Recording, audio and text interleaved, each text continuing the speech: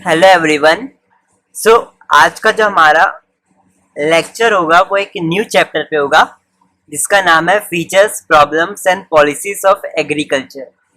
अगर मैं आपको अपनी बुक्स के हिसाब से बताऊं तो ये आपकी बुक के हिसाब से चैप्टर 3 है, features problems and policies of agriculture. ठीक है।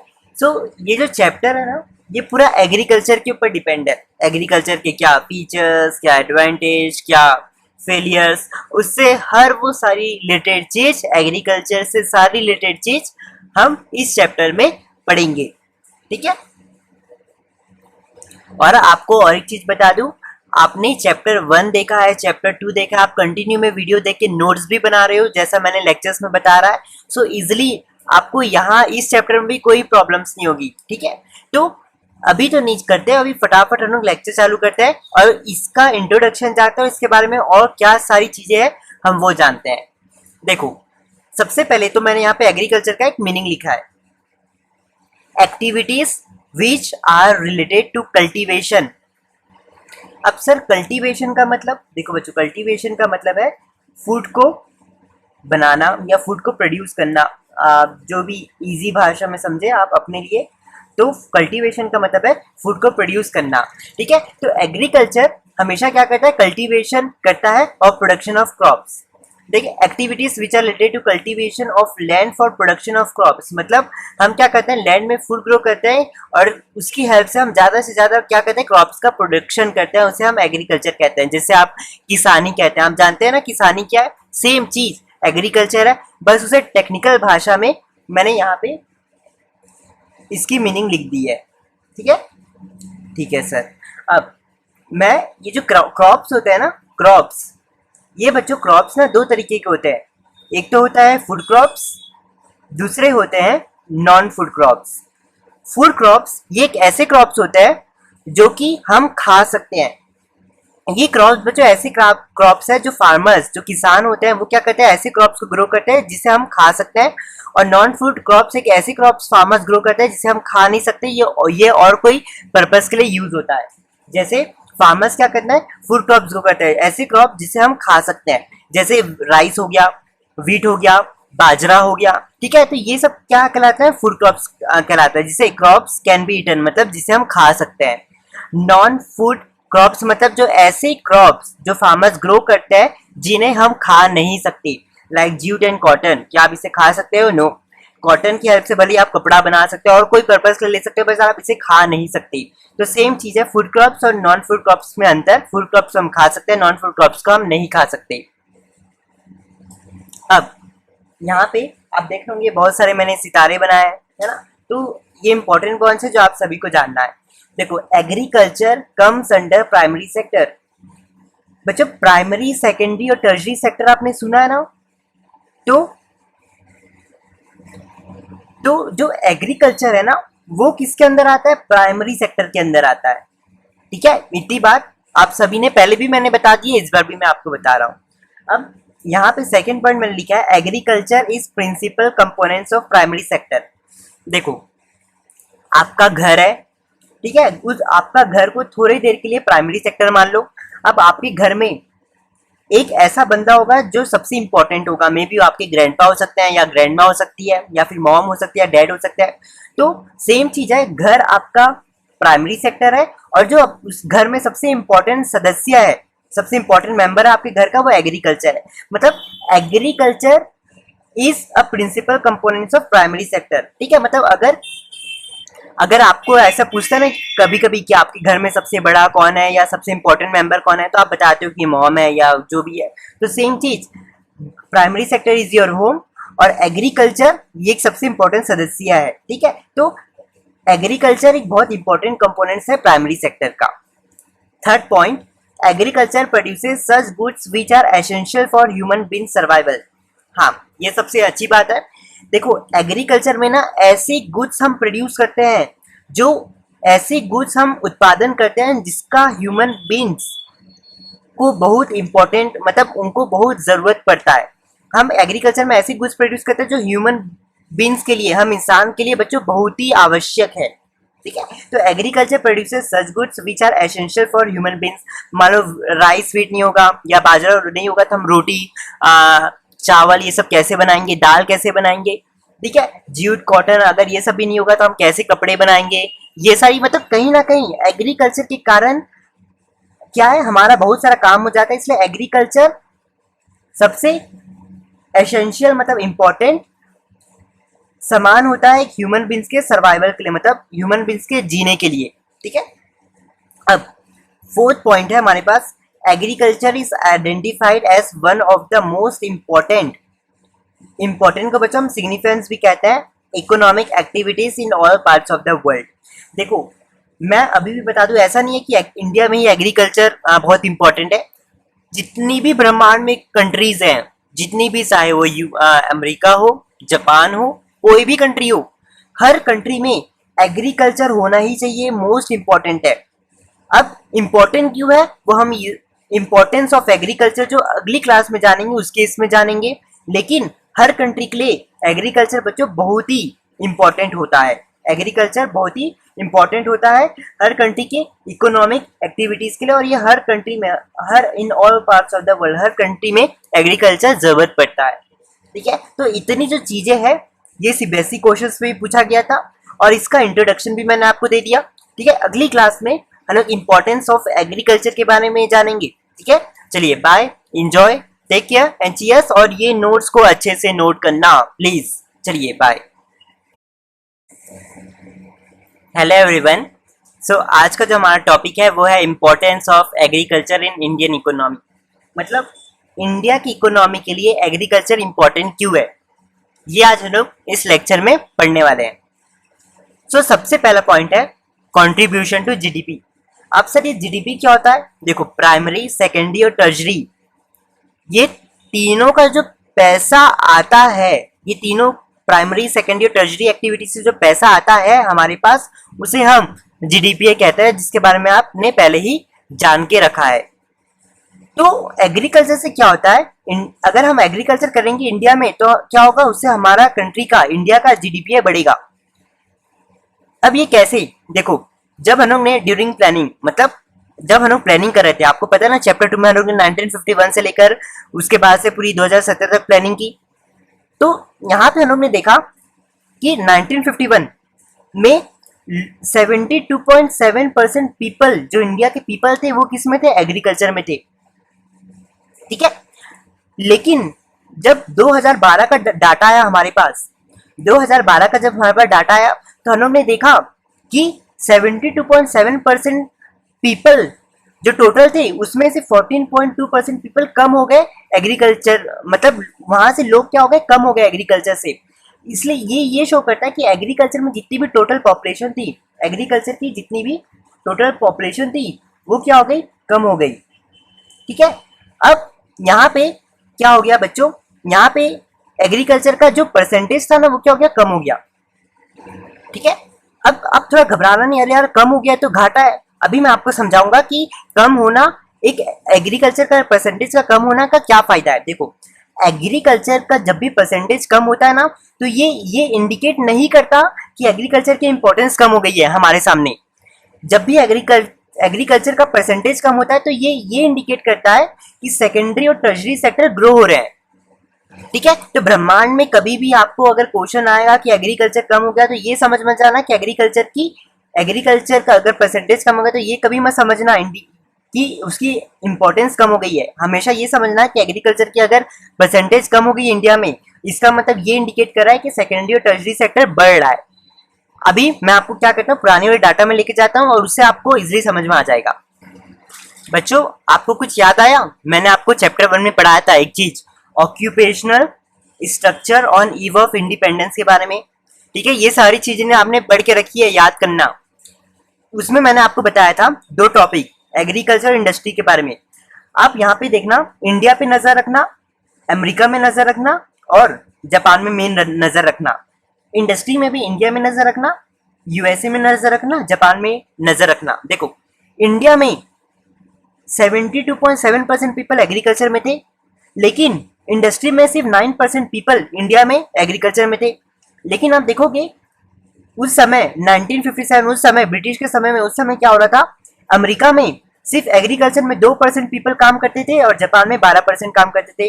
लेकिन इंडस्ट्री में यूएसए मतलब अमेरिका 72% इंडस्ट्री में काम कर रहा था, जापान से 39% काम कर रहा था। मतलब आप इसको देखोगे तो अगर मैं आपसे पूछूं आज डेवलप्ड कंट्री कौन कौन सी है, तो सबसे आगे जापान, यूएसए आ जाता है, जापान आ जाता है। ये सब कंट्री क्या है बच्चों, जर्मनी आ जाता है। ये सब कंट्री क्या है, डेवलप्ड कंट्री है, बहुत पावरफुल कंट्री है। इसलिए पावरफुल बनी क्योंकि इन्होंने क्या किया, सबसे पहले इंडस्ट्री में फोकस किया। और आप इनका देखोगे एग्रीकल्चर का परसेंटेज कितना कम है, तो कभी भी ये मत समझना कि एग्रीकल्चर का परसेंटेज कम हो रहा है, इसका मतलब कंट्री घाटे में। एग्रीकल्चर का सेक्टर का कम होना मतलब कहीं ना कहीं वो क्या कर रहे हैं, इंडस्ट्री में ज्यादा काम कर रहे हैं। ठीक है, तो यही सेम चीज मैंने आपको बताया है यहाँ पर भी। ठीक है, तो एग्रीकल्चर का कभी भी कम होना मतलब ये इंडिकेट नहीं करता है इंपॉर्टेंस कम हो रही है, ये इंडिकेट करता है कि सेकेंडरी और टर्शरी सेक्टर बढ़ रहे हैं। अब सर ये सेकेंडरी सेक्टर देखो बच्चों, सेकेंडरी सेक्टर में क्या क्या आता है, जैसे कंस्ट्रक्शन कंपनीज आ जाती है, मैन्युफैक्चरिंग इंडस्ट्रीज आ जाती है। टर्शरी सेक्टर में हमारे पास बैंकिंग आ जाता है, कम्युनिकेशन आ जाता है, ट्रांसपोर्ट आ जाता है, ये सारी चीजें टर्शरी सेक्टर में आ जाती है। ठीक है, तो फर्स्ट पॉइंट का होपफुली आपने मतलब समझ लिया होगा। तो कहीं ना कहीं एग्रीकल्चर इंडिया के लिए कॉन्ट्रीब्यूशन कर रहा है जीडीपी में।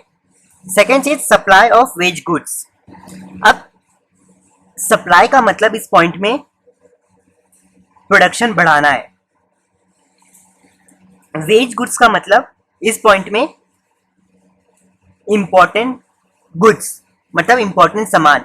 मतलब आप देखोगे इसका मतलब ये पॉइंट ये कह रहा है कि हमें प्रोडक्शन, एग्रीकल्चर से प्रोडक्शन बढ़ता है नेसेसरी गुड्स का, जैसे वीट, राइस, पल्सेस, सीड, ये सब बच्चों हमारे लिए बहुत इंपॉर्टेंट है। वीट, राइस ये सब नहीं होगा तो, पल्सेस, चना वना ये सब नहीं होगा तो हम खाएंगे क्या। तो कहीं ना कहीं एग्रीकल्चर की हेल्प से क्या होता है, हमारा प्रोडक्शन बढ़ता है इसका, नेसेसरी गुड्स का, जैसे wheat, rice, pulses, seeds etcetera. अब मैं आपको और एक चीज बता देता हूँ, एग्रीकल्चर इस पॉइंट में आपको ये दिया था कि एग्रीकल्चर क्या करता है, हमें प्रोवाइड करता है फूड खाने के लिए। तो एग्रीकल्चर ना 121 करोड़ पीपल को क्या करता है, फूड प्रोवाइड करता है। लेकिन एग्रीकल्चर साथ ही साथ एनिमल्स को 51 करोड़ एनिमल्स को क्या करता है, फूड प्रोवाइड करता है। अब यहाँ पे आप सोचेंगे सर ये फूडर क्या लिखा है, FODDER, फूडर। बच्चों जब जो भी फूड हम एनिमल्स के लिए बनाते हैं, मतलब जो भी फूड एनिमल्स खाते हैं उस फूड को हम क्या कहते हैं, फूडर कहते हैं। ठीक है, तो ये चीज सप्लाई ऑफ वेज गुड्स के अंदर ये सारी टॉपिक्स आते हैं जो मैंने अभी आपके साथ एक्सप्लेन कर दिया। अब थर्ड पॉइंट है हमारे पास एम्प्लॉयमेंट। इसके पहले मैं आप सभी को एक चीज बता दूं, देखो मैं यहाँ पे कैलकुलेटर है, 1951 में कितना था, 72.7% पीपल थे। अब 2012 में 14.2 कम हो गए, -14.2, कितना आ रहा है, 58.5। ठीक है, अब यहाँ पे देखना, इंडिया में जितनी भी वर्किंग पॉपुलेशन थी, इंडिया में जितनी भी वर्किंग पॉपुलेशन है वो क्या है, ओवर 50%, मतलब 50% से थोड़ा ज्यादा। जैसे यहाँ पे आपने देखा ना 58.5 समथिंग कुछ आ रहा था आंसर, तो मतलब 50% के आसपास लोग एग्रीकल्चर में क्या है, काम करते हैं। इंगेज इन एग्रीकल्चर मतलब एग्रीकल्चर में काम करता है। तो ये शो करता है बच्चों कि एग्रीकल्चर मतलब implies agriculture as principal source of income for Indians. मतलब कहीं ना कहीं 50% से ज्यादा लोग एग्रीकल्चर में काम कर रहे हैं। इसका मतलब ये शो करता है कि लोग सबसे ज्यादा पैसा एग्रीकल्चर के थ्रू कमा रहे हैं। ठीक है, तो ये यहीं पर लिखा है मैंने, implies agriculture as principal source of income. मतलब 50% से ज्यादा लोग क्या कर रहे हैं, एग्रीकल्चर में तो काम कर रहे हैं, मतलब कहीं ना कहीं उनको एग्रीकल्चर से इनकम आ रही है, पैसा आ रहा है। फोर्थ पॉइंट है इंडस्ट्रियल रॉ मटेरियल्स। देखो एग्रीकल्चर क्या करता है, हमें रॉ मटेरियल प्रोवाइड करता है, आपने पढ़ के रखा है। एग्रीकल्चर क्या करता है, रॉ मटेरियल प्रोवाइड करता है इंडस्ट्री को। इंडस्ट्री को एग्रीकल्चर रॉ मटेरियल प्रोवाइड करता है, तो इंडस्ट्रीज क्या करती है, एग्रीकल्चर ने जो उन्हें रॉ मटेरियल दिया है उस रॉ मटेरियल की हेल्प से वो क्या करते हैं, फिनिश्ड गुड्स बनाती है। जैसे एग्रीकल्चर हमें क्या देता है, कॉटन देता है एज अ, ठीक है, जैसे मान लो क्या लिख नहीं है पेंसिल से, कॉटन, जैसे सपोज करना कि एग्रीकल्चर से हमें कॉटन मिलता है। इंडस्ट्रीज क्या करती है, जैसे टेक्सटाइल इंडस्ट्रीज, ये क्या करती है, इस कॉटन को, cotton as a raw material, cotton क्या हमारे रॉ मटेरियल, कॉटन को क्या करती है, उसका इंडस्ट्रीज क्या करती है, उन्हें फिनिश गुड्स में कन्वर्ट कर देती है। जैसे उनका क्या कर देगी, वो कॉटन क्लोथ्स बना देगी, ठीक है। तो कहीं ना कहीं एग्रीकल्चर क्या कर रहा है, हमें इंडस्ट्रियल रॉ मटेरियल प्रोवाइड कर रहा है। मतलब एग्रीकल्चर हमें ऐसा सामान प्रोवाइड कर रहा है जिसकी हेल्प से इंडस्ट्रीज क्या करती है, उस रॉ मटेरियल को फिनिश गुड्स में कन्वर्ट करती है। तो ये भी कहीं ना कहीं इंडिया के लिए एक एग्रीकल्चर इंपॉर्टेंट है। Fifth point, contribution to international trade. देखो मैं आपको अभी एक चीज बता रहा हूँ कि कोई भी कंट्री हो, अगर मान लो कि इंडिया ने अगर कोई और कंट्री, सारी कंट्रीज को बोल दिया कि नहीं हम तुमसे सामान ना लेंगे ना देंगे, तो इससे बाहर की कंट्रीज क्या हो जाएगी, बहुत गुस्सा हो जाएगी। वर्ल्ड ट्रेड ऑर्गेनाइजेशन WNO आपने सुना है ना, वो क्या बोलेगी, WTO world trade organisation WTO, वो ऑर्गेनाइजेशन क्या बोलेगी कि हमें अब इंडिया को कोई भी सपोर्ट नहीं करेगा। मतलब हर कंट्री को क्या करना पड़ता है बच्चों, कुछ सामान, जो सामान कोई भी कंट्री के पास है, उस सामान को उस कंट्री को क्या करना पड़ता है, बाहर की कंट्री को देना पड़ता है। वैसे ही अगर आप क्या करोगे, बाहर की कंट्री को सामान बेचोगे, तो बाहर की कंट्री बोलेगी अरे वाह यार इंडिया तो हमें सामान बेचता है, तो बाकी कंट्री क्या बोलेगी कि हमारा भी ये कर्तव्य है कि इंडिया में सामान बेचा है तो हम भी उसके सामान बेचे, है ना। तो कहीं ना कहीं हर कंट्री को क्या करना चाहिए, इंटरनेशनल ट्रेड करना चाहिए। इंटरनेशनल ट्रेड मतलब सामान आपस, मतलब इंटरनेशनल ट्रेड मतलब जब एक कंट्री और दो बहुत सारी कंट्री आपस में अपना सामान बेचती है, खरीदती है, उसे हम इंटरनेशनल ट्रेड कहते हैं। तो इंडिया क्या करता है बच्चों, अदर कंट्रीज को, बहुत सारी कंट्रीज को क्या करता है, एक्सपोर्ट करता है, सेल करता है। एक्सपोर्ट का मतलब है सेल करना, बेचना। क्या करता है, जैसे इंडिया के पास ना टी बहुत ज्यादा है, स्पाइसेस बहुत ज्यादा है, तो इंडिया क्या करता है बच्चों, बाहर की कंट्री को ये सारी चीजें बेचता है, ठीक है। तो वैसे ही इसी के कारण बाहर की कंट्री भी खुश हो जाती है, वो कहती है अरे यार इंडिया तो हमें बहुत सारा सामान बेचता है, तो बाकी भी कंट्रीज क्या करती है, अदर कंट्रीज क्या करती है, इंडिया को सामान इंपोर्ट करती है। इंपोर्ट का मतलब होता है परचेज करना। इंडिया क्या करता है, बाकी कंट्री से सामान परचेज करता है, जैसे क्रूड ऑयल, डिफेंस एक्सेट्रा।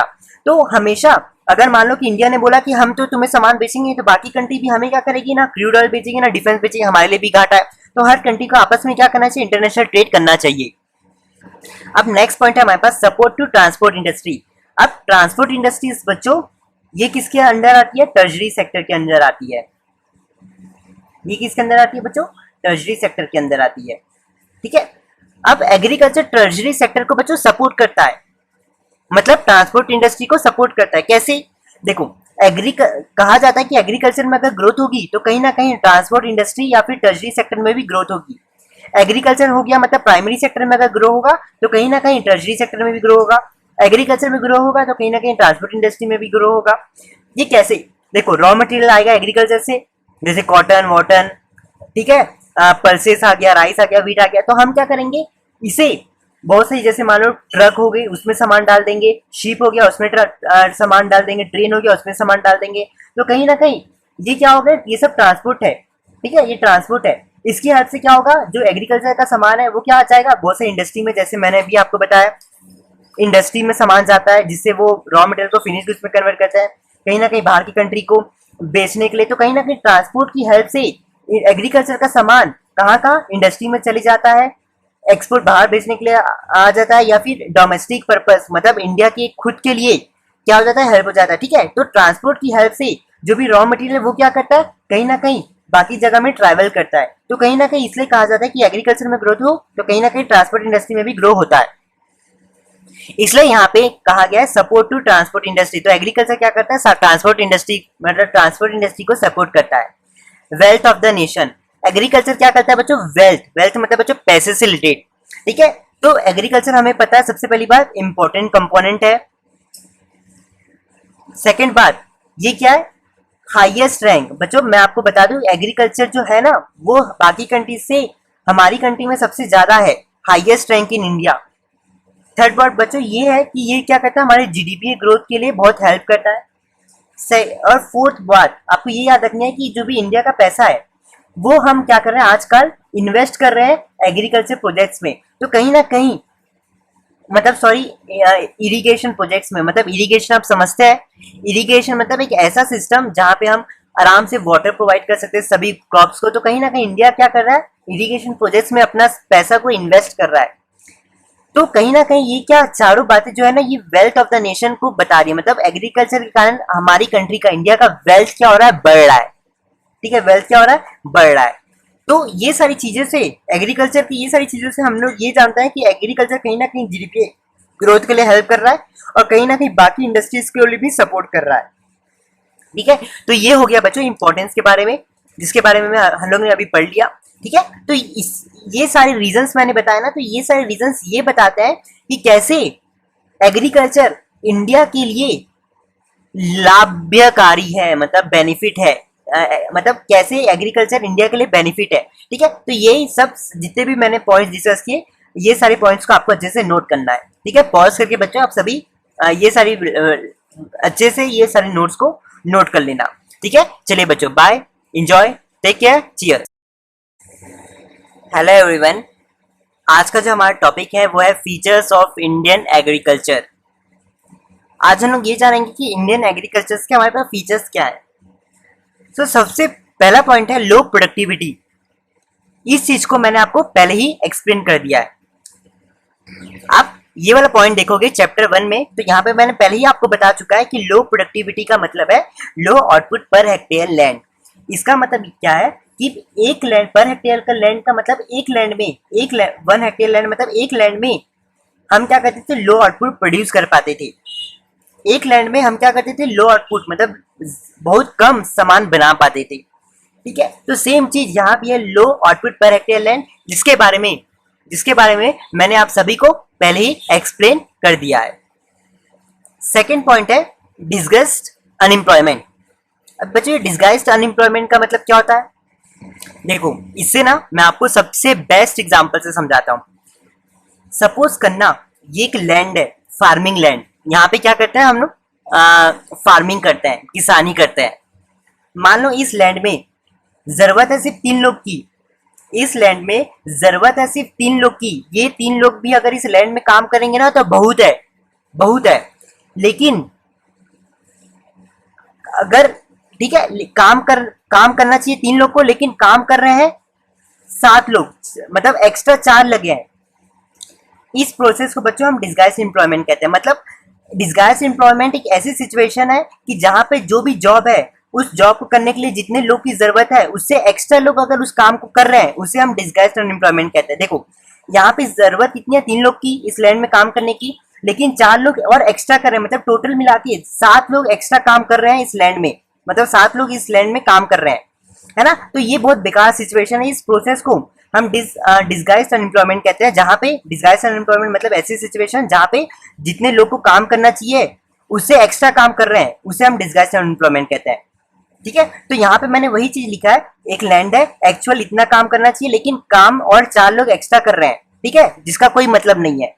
ठीक है, तो इस प्रोसेस को हम डिस्गाइज्ड अनएम्प्लॉयमेंट कहते हैं। इसकी अगर मैं यहाँ पे मीनिंग आपको लिखूं, तो यहाँ पे मैंने मीनिंग लिखा है नंबर ऑफ पीपल इंगेज्ड, मतलब on a piece of land, मतलब कोई भी पीस ऑफ लैंड में इज मच नीडेड। मतलब देखो, सबसे पहले तो एक्चुअल नीड का मतलब जितने लोग चाहिए उस लैंड में, मतलब पीस ऑफ लैंड मतलब एक लैंड में जितने लोग चाहिए उससे मच हायर, उससे एक्स्ट्रा जब काम करते हैं, उस सिचुएशन को हम डिस्गाइज्ड अनएम्प्लॉयमेंट कहते हैं।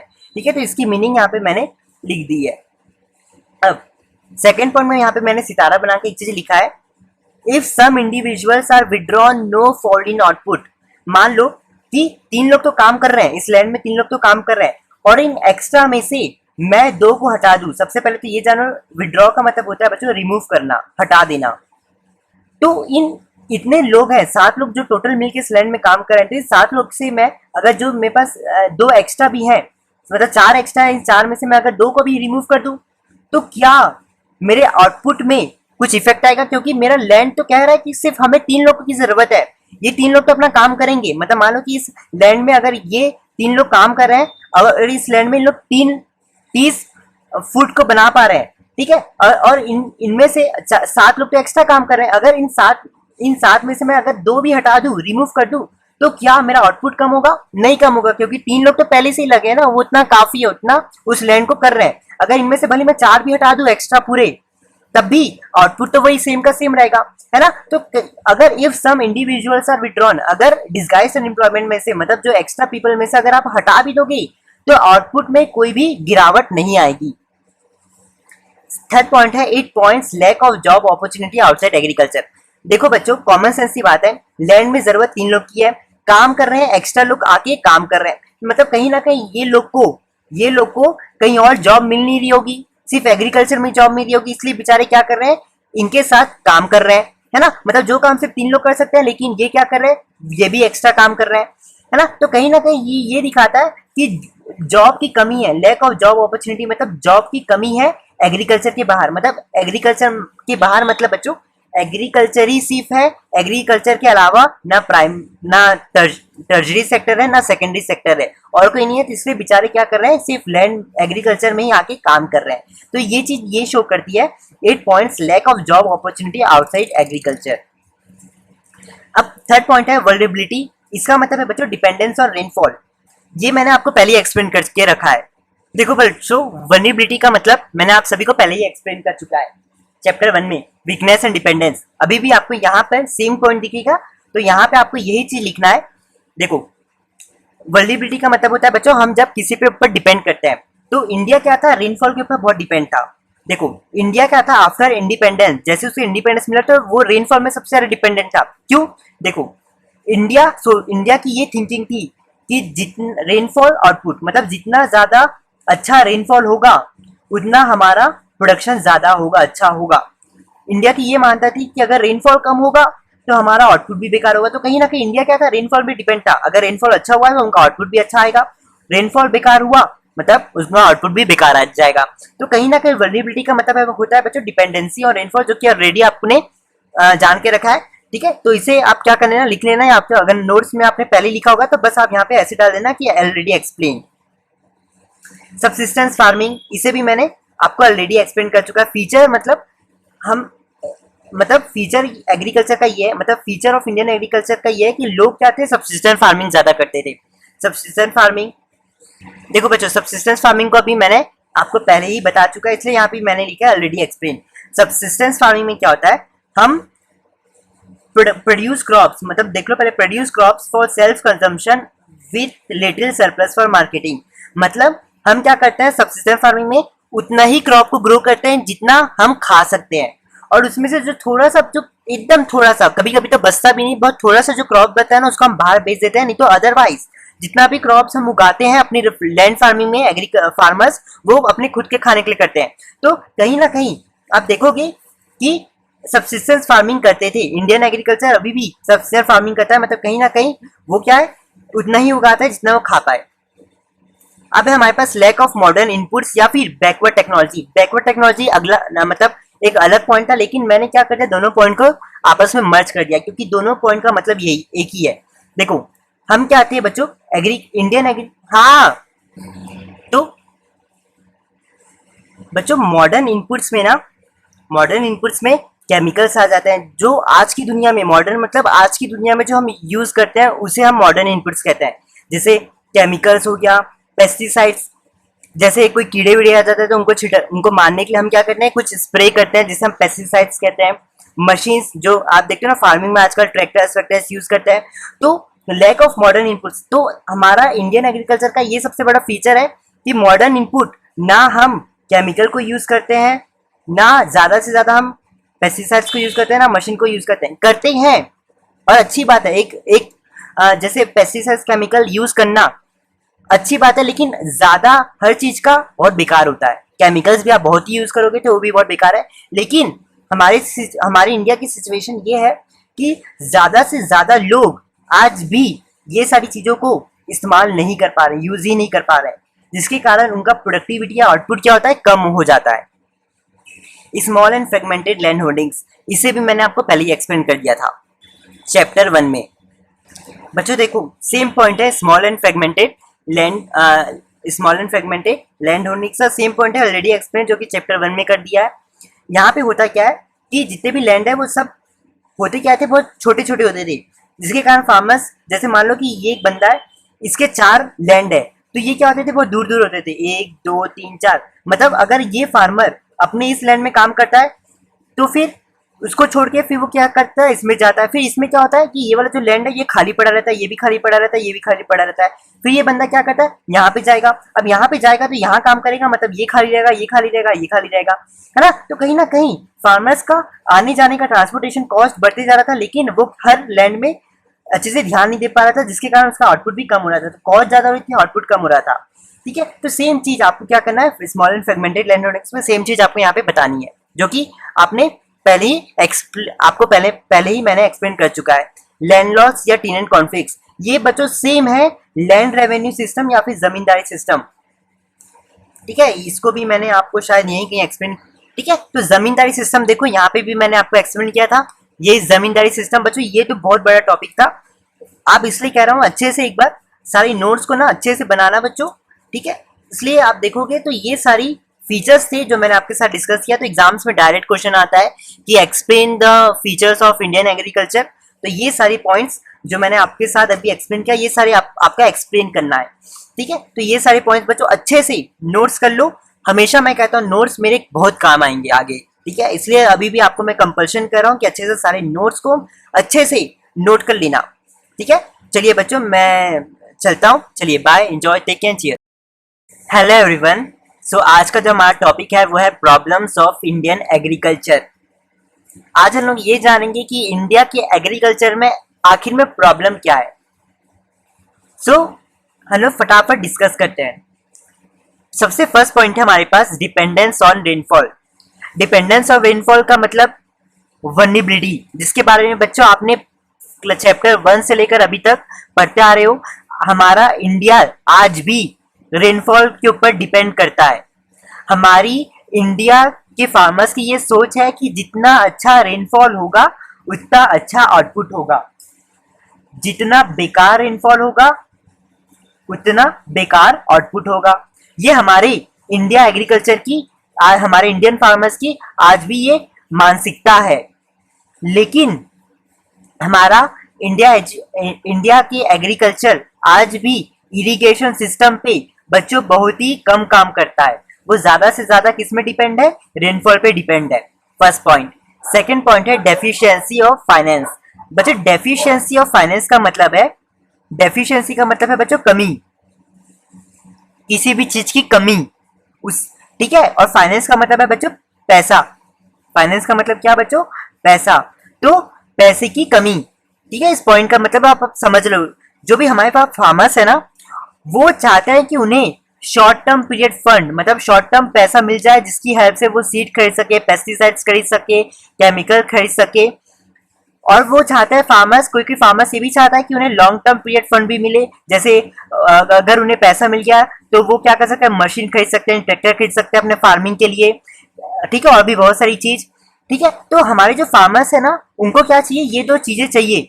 लेकिन इस दो चीज को पाने के लिए ना उनके पास सिर्फ दो ही सोर्स होता है। चाहे तो वो क्या कर सकते हैं कि लैंडर या मनी लेंडर से पैसा मांग सकते हैं, या फिर फाइनेंस इंस्टीट्यूशन जैसे बैंक हो गया, ठीक है, और भी कमर्शियल बैंक्स हो गए या फाइनेंशियल इंस्टीट्यूशन हो गए, तो उनकी हेल्प से मांग सकते हैं।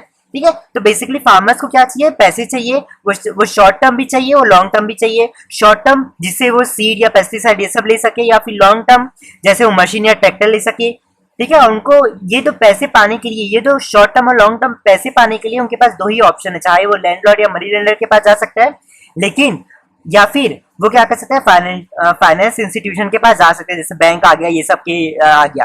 तो मतलब अगर फार्मर्स मनी लेंडर्स के पास जाएंगे ना, तो मनी लेंडर्स कहते हैं कि अगर फार्मर्स हमसे पैसा मांगेंगे तो उन्हें क्या, हमें क्या, मतलब उन फार्मर्स को क्या देना पड़ेगा? हाई रेट ऑफ इंटरेस्ट देना पड़ेगा हमें।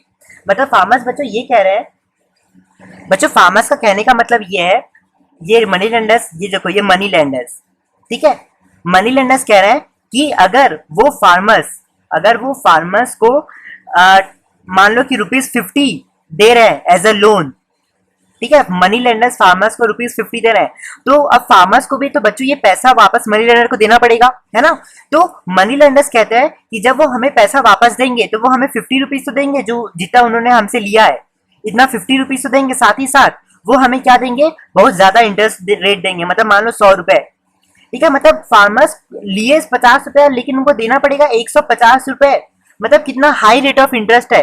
ठीक है, और सेकंड ऑप्शन है फार्मर्स के पास, वो फाइनेंस इंस्टीट्यूशन से ले सकते हैं, जैसे बैंक। लेकिन आज भी आप देखना जितने भी रूरल साइट्स में, वहां पे आज भी बैंक का ना बच्चों स्केयरसिटी है। स्केयरसिटी मतलब बहुत कमी है। ठीक है। इसलिए इसके कारण फार्मर सोचते हैं अरे यार बैंक से तो पैसा नहीं ले सकते, अब बचा मनी लेंडर्स, ये तो high rate of interest charge करेंगे, तो वो बोलते हैं छोड़ो भाई हम ये सब चीज नहीं लेंगे, कोई भी सीड वीड नहीं लेंगे, ना मशीन वशीन लेंगे। तो वो फार्मर्स क्या करते हैं, सबसिस्टेंस फार्मिंग कहते हैं। वो सोचते हैं छोड़ यार पैसा तो मिल नहीं रहा, इससे अच्छा हमारी जितना भी लैंड है उसमें क्या करते हैं, उतना ही उगाते हैं जितना हम खा सके और अपना पूरा दिन चलाते हैं। ठीक है, तो ये सिचुएशन आज भी हमारे यहाँ पे है।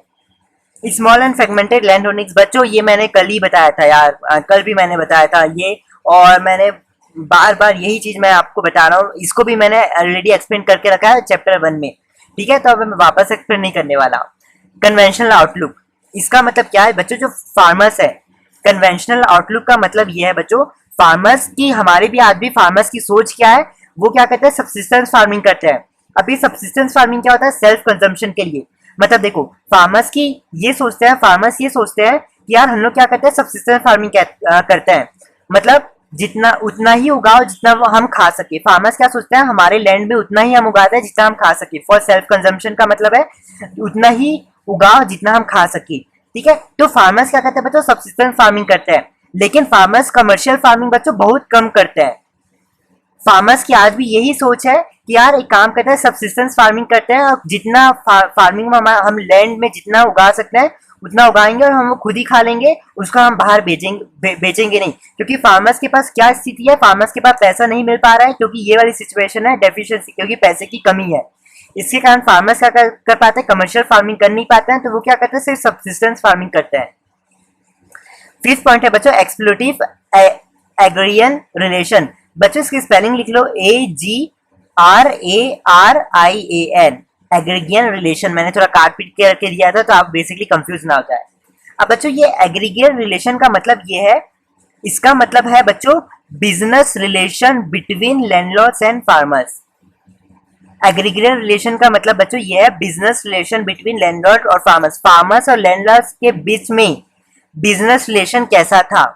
ठीक है, तो ये आपने चैप्टर 1 में भी पढ़ के रखा, लेकिन मैं आप सभी के साथ आज एक चीज शेयर कर दूं। और एक बार देखो, लैंडलॉर्ड्स मतलब बच्चों ये ऐसे पीपल होते थे जिनके पास बहुत बड़े बड़े लैंड हुआ करते थे, बहुत बड़े बड़े।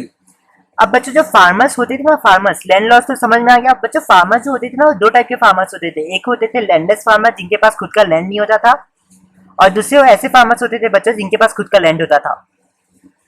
तो जिनके पास लैंड नहीं होता था ना, वो क्या करते थे, ये लैंडलॉर्ड्स के यहाँ पे लैंड में काम करते थे, और ये क्या करते थे, फार्मर्स क्या करते थे, दिन रात ये लैंडलॉर्ड्स के लैंड में काम करते थे, और पता है इतना सारा पैसा जमा करते थे, मतलब इतना सारा पैसा इस लैंडलॉर्ड को कमा के देते थे। फार्मर्स इतना सारा पैसा इनकी जमीन में काम करके लैंडलॉर्ड को इतना सारा पैसा कमा के देते थे। तो ये लैंडलॉर्ड बच्चों क्या करता था, ये क्या करता था, एक्सप्लोटिव का मतलब है बच्चों उसे बर्बाद कर देना। एक्सप्लोटिव एग्रीगेट रिलेशन मतलब ये जो लैंडलॉर्ड और फार्मर्स के बीच का जो बिजनेस रिलेशन है ये बहुत बेकार था। लैंडलॉर्ड्स क्या करते थे बच्चों, जो भी फार्मर्स ने इतना सारा पैसा उन्हें कमा के दिया ना, तो फार्मर्स क्या करते थे, लैंडलॉर्ड सिर्फ इतना सा पैसा इनको दे देते थे, वापस ले लो भाई, तुम्हारा जो तुमने हमारे लैंड में काम किया उसका सैलरी इतना दे देते थे, और बाकी इतना सारा जो पैसा है वे फार्मर्स क्या करते थे खुद रख, लैंडलॉर्ड्स क्या करते थे खुद अपने पास रख लेते थे। ठीक है, और लैंड फार्मर्स बच्चों ये ऐसे फार्मर्स थे जिनके पास खुद का लैंड था। अब इनके पास बच्चों खुद का लैंड था, तो ये क्या करते थे, अपने लैंड में उतना ही उगाते थे जितना वो खा पाए, है ना। तो ये जो लैंडलॉर्ड्स क्या थे, ये ना बहुत चालाक थे। ये क्या बोलते थे कि अगर तुम्हें अपने लैंड में काम करना है तो तुम्हें हमें हाई रेट ऑफ इंटरेस्ट देना पड़ेगा, और अगर तुम नहीं दे पाओगे तो जो तुम्हारा लैंड है ये क्या कर लेंगे, हम रख लेंगे। तो कहीं ना कहीं ये जो एग्रीगेट मतलब एक्सप्लोटिव एग्रीगेट रिलेशन का मतलब बच्चों ये है, एग्रीगेट रिलेशन का मतलब ये है लैंडलॉर्ड और फार्मर्स के बीच का बिजनेस रिलेशन कैसा था। तो उनके बीच का बिजनेस रिलेशन क्या था, बहुत बेकार था, बैड था। ठीक है, एक्सप्लोटिव एग्रीगेट रिलेशन मतलब बर्बाद था उनके बीच का रिलेशन। ठीक है, तो होपफुली आपने समझ गए होंगे। अब नेक्स्ट पॉइंट है lack of organised marketing system. बच्चों जो फार्मर्स थे ना, वो क्या करते थे, अपने लैंड में इतना सारा पैसा, इतना सारा ना क्रॉप ना क्या कर लेते थे, उगा लेते थे। अब ये जो फार्मर्स है ना बच्चों, कुछ कुछ फार्मर्स ऐसे थे जो अपने लैंड में ना आराम से उगा लेते थे, लेकिन जब वो मार्केट में अपना सामान लेके जाते थे ना, तो उनका जो क्रॉप्स था वो जब बेचते थे तो उनको पैसा ना बच्चों बहुत कम मिलता था। मतलब मान लो मिलना 50 रुपए था, लेकिन उन्हें मिलता कितना, सिर्फ 20 रुपए। तो कितनी बेकार बात है, मिलना 50 रुपए था लेकिन मिलता 20 रुपए, तो कितना कम पैसा उनको मिलता है। तो ये सिचुएशन थी आज भी हमारे एग्रीकल्चर की, आज भी यही सारी जितने भी मैंने अभी आपको सिचुएशन बताया बच्चों, यही सिचुएशन है जो आज भी इंडिया क्या कर रहा है, प्रॉब्लम में फेस कर रहा है। पहला डिपेंडेंस ऑन रेनफॉल, पैसे की कमी, स्मॉल एंड फ्रेगमेंटेड लैंड होगी। कन्वेंशनल आउटलुक का मतलब आदमी सब्सिडाइज फार्मिंग करते हैं, कमर्शियल फार्मिंग बहुत कम करते हैं। एक्सपोर्टिव मतलब दोनों एग्रीकल्चर और लैंडलॉर्ड के बीच का रिलेशन बहुत बेकार था। Lag of organise marketing system मतलब जो भी आज उगाते थे और अपना सामान अगर मार्केट में बेचते थे तो उनको जो पैसा मिलना चाहिए था उससे बहुत कम पैसा मिलता था। ठीक है, तो ये 5 पॉइंट्स थे बच्चों। इस पॉइंट का फटाफट क्या करो, नोट कर लो। ठीक है, चलो बच्चों मैं चलता हूँ, bye, enjoy, take care, cheers. Hello everyone. So आज का जो हमारा टॉपिक है वो है एग्रीग्रियन रिफॉर्म के बारे में। तो इस टॉपिक में हम लोग ये जानेंगे कि कैसे इंडिया के एग्रीकल्चर की जो भी प्रॉब्लम्स है, हम लोग ने जो प्रॉब्लम्स देखी ना इतनी सारी, तो ये प्रॉब्लम्स को हम कैसे कम करें वो आज इस लेक्चर में हम पढ़ने वाले हैं। तो यहाँ पे मैंने छोटी सी मीनिंग लिखी है इसकी, control problems of Indian agriculture, मतलब इंडिया के अंदर इंडिया के एग्रीकल्चर में जो भी प्रॉब्लम है उसे कैसे कंट्रोल किया जाए, उसे हम एग्रीग्रियन रिफॉर्म कहते हैं। तो बच्चों इसके लिए, इस प्रॉब्लम इंडिया के एग्रीकल्चर की जितनी भी प्रॉब्लम्स है उसको सॉल्व करने के लिए गवर्नमेंट ने क्या किया, 3 केस बनाए। अब ये 3 अलग अलग चीजें जो गवर्नमेंट ने की जिससे एग्रीकल्चर जो है इंडिया का वो अच्छा हो जाए। तो आज के लेक्चर में बच्चों आज हम टेक्निकल, यहाँ पे मैं एल लिखना भूल गया, टेक्निकल रिफॉर्म के बारे में आज जानेंगे। ठीक है, तो टेक्निकल रिफॉर्म क्या कहता है ये बच्चों, ये गवर्नमेंट ने क्या किया था, यूज किया था टेक्निकल रिफॉर्म। इसमें गवर्नमेंट ने क्या चाहती थी कि ज्यादा से ज्यादा जो भी फार्मर्स है उनको टेक्नोलॉजी दे दो, बढ़ा दो उनकी टेक्नोलॉजी, जिससे आउटपुट एग्रीकल्चर का ज्यादा आएगा। ठीक है, तो बेसिकली टेक्निकल रिफॉर्म का मतलब है बच्चों, टेक्निकल से नाम ही समझ में आना है, टेक्निकल मतलब टेक्नोलॉजी बढ़ा दो जिससे एग्रीकल्चर का जो आउटपुट है, क्रॉप्स का जो आउटपुट है वो क्या हो जाए, ज्यादा आ जाए। ठीक है, तो गवर्नमेंट टेक्निकल रिफॉर्म में यही चाहती थी कि टेक्नोलॉजी जो भी फार्मर्स है उनको टेक्नोलॉजी ज्यादा से ज्यादा दो, जिससे वो ज्यादा से ज्यादा आउटपुट अपने फार्मिंग लैंड में बढ़ा देंगे। ठीक है, तो ये टेक्निकल रिफॉर्म का मेन मोटिव है। अब बच्चों इसके अंदर बहुत सारी चीज आती है, तो ये हम लोग फटाफट डिस्कस करते हैं। सबसे पहला है use of HYV seeds. Use of HYV seeds. HYV का फुल फॉर्म है हाई मतलब H, Y मतलब यार्डिंग, V मतलब वैरायटी, हाई यार्डिंग सीड। हम ज्यादा से ज्यादा हाई यील्डिंग वैरायटी सीड्स का यूज करें। इससे बच्चों पता है क्या हो रहा था, इससे ग्रीन रिवॉल्यूशन हो रहा था। सर अभी ग्रीन रिवॉल्यूशन क्या है इसको मैं आपको थोड़ी देर के बाद बताऊंगा। देखो सब पहले, ठीक है, एकदम पहले ट्रेडिशनल मतलब बच्चों पहले, ट्रेडिशनल मतलब बच्चों ट्रेडिशनल मतलब पहले। तो पहले हम क्या करते थे बच्चों, बहुत बेकार सीड यूज किया करते थे। जो पहले हम सीड मतलब बच्चों वो चने जिसकी हेल्प से आप क्या कर सकते हो, क्रॉप ग्रो कर सकते हो। तो वो जो सीड है ना बच्चों, वो हम क्या करते थे, बहुत बेकार यूज करते थे, जिसके कारण जो हमारा आउटपुट था ना वो क्या होता था, बहुत कम आता था। लेकिन आज के समय, मॉडर्न के समय मतलब आज के